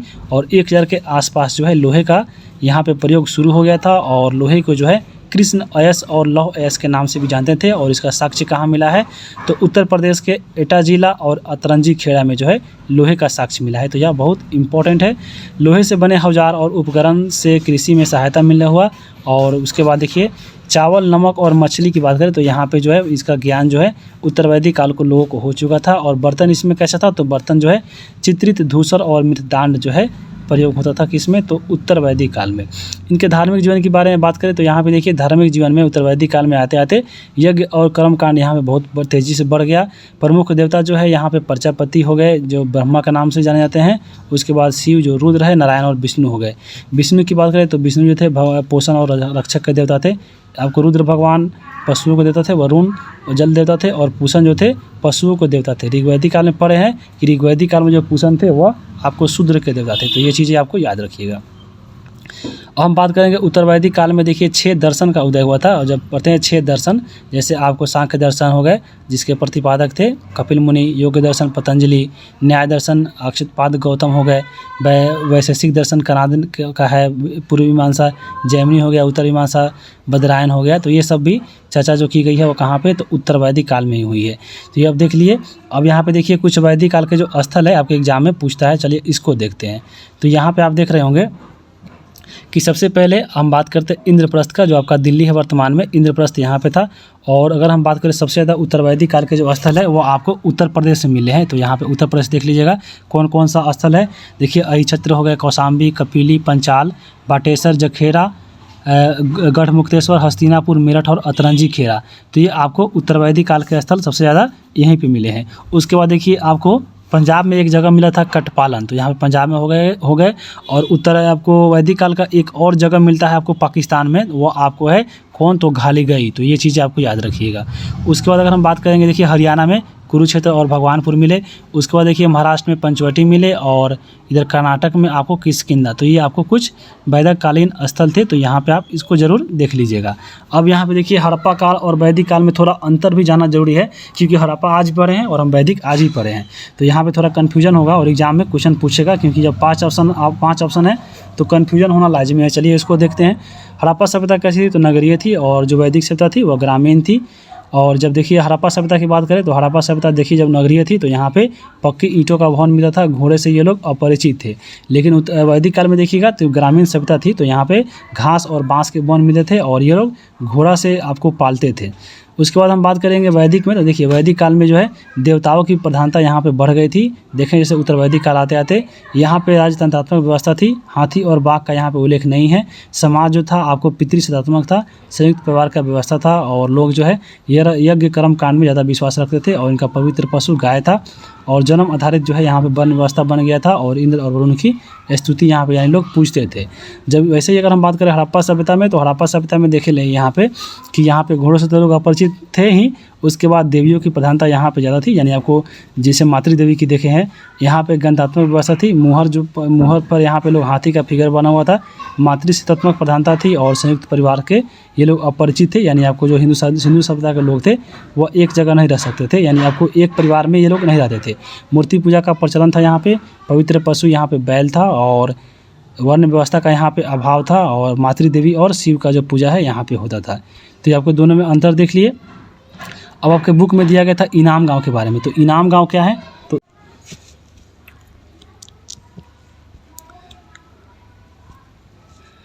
तो इनाम गांव की बात करें तो इनाम जो गांव है वह आपको महाराष्ट्र में पड़ता है। यह घोड़ नदी के तट पर स्थित था और यह जो इनाम गांव है वह आपको यह ताम्रपाषाण बस्ती थी और यहाँ पे मानव का वास का जो है साक्ष्य मिला है, जो 1600 से लेकर 700 BC के समय में इनाम गांव यहाँ पे एक आपका स्थल था। साक्ष्य की बात करें यहाँ से इनाम गाँव से, तो यहाँ पर देखिए पत्थर और तांबा के औजार मिला है। बर्तन की यहाँ पे एक बात करें तो नारंगी रंग के यहाँ पे ज्यामितीय आकार वाला बर्तन मिला है। खेती यहाँ पे होती थी जौ, गेहूँ, मटर, सरसों नहीं मसूर, और यहाँ पे ये हटा दीजिए। पालतू पशु की बात करें तो यहाँ पे देखिए आपको पालतू पशु गाय था, बैल था, भेड़ था, बकरी, कुत्ता और घोड़ा था। कब्र में मृतकों के साथ यहाँ पे औजार मिले हैं, हथियार और गहने जो है आपको एक साथ मिले हैं। तो ये सब चीज़ें याद रखिएगा। अब हम चलिए आपको इसमें जो है इसका जो अभ्यास है चलिए उसको देखते हैं। तो पहला आपका यहाँ पे क्वेश्चन है, आपको हाँ या ना में देना है। जैसे पहला क्वेश्चन है कि ऋग्वैदिक आर्य थे पशुपालन थे, तो बात सही है। जो ऋग्वैदिक काल के जो आर्य थे वह सबसे ज़्यादा पशुपालन करते थे। उसके बाद आर्यों के जीवन में गाय और घोड़े का महत्वपूर्ण स्थान था, तो बिल्कुल था। वो लोग गाय को तो अधन यानी पूजा करते थे और घोड़ा उनका पालतू पशु था। तो यहाँ पे 2 नंबर भी आपका सही हो जाएगा। ग नंबर है वैदिक क्षेत्र तमिलनाडु तक विस्तृत था, तो ये गलत है। वैदिक जो क्षेत्र था आपको बिहार के गंडक नदी तक क्षेत्र था, तो ये गलत हो जाएगा। आर्य लोग नगरों में निवास करते थे, तो आर्य लोग नगरों में नहीं, यह ग्रामीण सभ्यता थी, तो आपको ये गलत हो जाएगा। इनाम गाँव के लोग जो है मृतकों को जला देते थे, तो ऐसा नहीं है, ये भी आपका गलत हो जाएगा। यानी पहला और दूसरा इसमें सही हो जाएगा। आगे चलते हैं। अगला इसमें ऑब्जेक्टिव क्वेश्चन है कि वेदों की कुल संख्या कितनी है। तो वेदों की संख्या टोटल 4 है, तो ऑप्शन नंबर 2 हो जाएगा। पुरुष सूक्त किस वेद में है, तो ऋग्वेद में है, ऑप्शन नंबर 1 हो जाएगा। ऋग्वैदिक काल का प्रमुख व्यवसाय क्या था, तो आपको बताया है कि ऋग्वैदिक काल में लोग उस समय सबसे शुरू में पशुपालन करते थे। कृषि होता था, लेकिन कृषि वहाँ पे गौण था, बहुत कम मात्रा में होता था। जब उत्तर वैदिक काल में आपको जब लोहा का खोज हो गया, तो आपको नए नए हथियार बने और कृषि कार्य तेज हो गया। तो ऋग्वैदिक काल में प्रमुख व्यवसाय आपको पशुपालन हो जाएगा। उसके बाद है घ नंबर, इनाम गांव किस राज्य में है, तो इनाम जो गांव है वह पड़ता है आपके महाराष्ट्र में, तो ऑप्शन नंबर यहाँ पे आपके 4 हो जाएंगे। अब यहाँ पे चलिए खाली स्थान को भरना है। तो खाली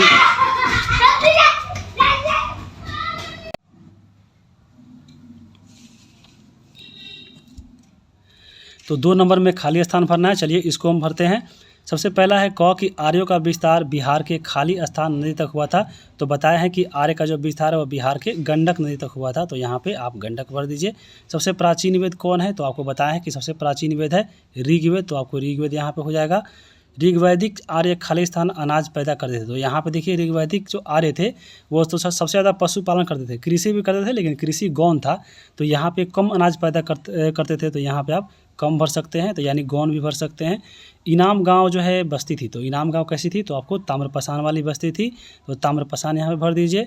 और अंगा नंबर है वैदिक कबीले के प्रधान को बोलते थे, तो वैदिक कबीले के जो प्रधान थे उनको राजन बोलते थे, तो यहाँ पे राजन और राजन भरा जाएगा, तो यहाँ पे हो गया। अब यहाँ पे 6 जो है चैप्टर यहाँ पे समाप्त हो गया है। 7वां जो चैप्टर है हम लोग आगे कवर करेंगे, और इसमें जो प्रारंभिक राज्य के बारे में पढ़ना है, पूरा महाजनपद के बारे में। अभी यहाँ पे देखिए, अगर हम ये जो वीडियो आप जितना समय में देखे हैं, अगर आप चाहते जो बुक में जो पॉइंट दिया गया है आपको इससे कम ही समय लगता, 1 घंटा से कम समय में लगता और पूरा कवर हो जाता, और इसमें कुछ मेरा नहीं जाता, आपको घाटा आपका होता वीडियो देखते ही, लेकिन आपके क्वेश्चन एग्जाम में नहीं बनता। अब इस वीडियो में एक्स्ट्रा फैक्ट जोड़ा जा रहा है, वीडियो को जरूर थोड़ा लंबा हो रहा है, लेकिन आपके एग्जाम के लिए लाभदायक जरूर होगा, क्योंकि इसमें सभी चीज़ों को, चाहे वो NCERT हो या आपको SCERT हो, या आपको समझ लीजिए कि 4-5 बुक मिलकर आपका यह तैयार हो गया है। और इसमें पूरा पढ़ लेते हैं तो आपको, हमें नहीं लगता इसके अलावा अन्य कुछ पढ़ना पड़ेगा, क्योंकि अगर हम बात करें तो क्योंकि जो भाग 1 का इतिहास है इसमें आपको पूरा एंशिएंट पढ़ना है। आपको एंशिएंट पूरा पढ़ने में अगर देखिएगा, अगर आप ऐसा ही पढ़ रहे हैं तो बहुत लंबा आपका एक वीडियो देखना पड़ेगा या खुद से पढ़ना पड़ेगा। तो इसलिए हम इसको एक वीडियो ही बना दे रहे हैं पूरा एंशिएंट का ही, और वह SCERT बेस पे है और NCERT बेस पे भी है। तो एक बार देख लीजिएगा तो आपको समझ लीजिए कि आपको 12th तक ये पूरा काम करेगा, और आप ज़रूर इसको देखिएगा।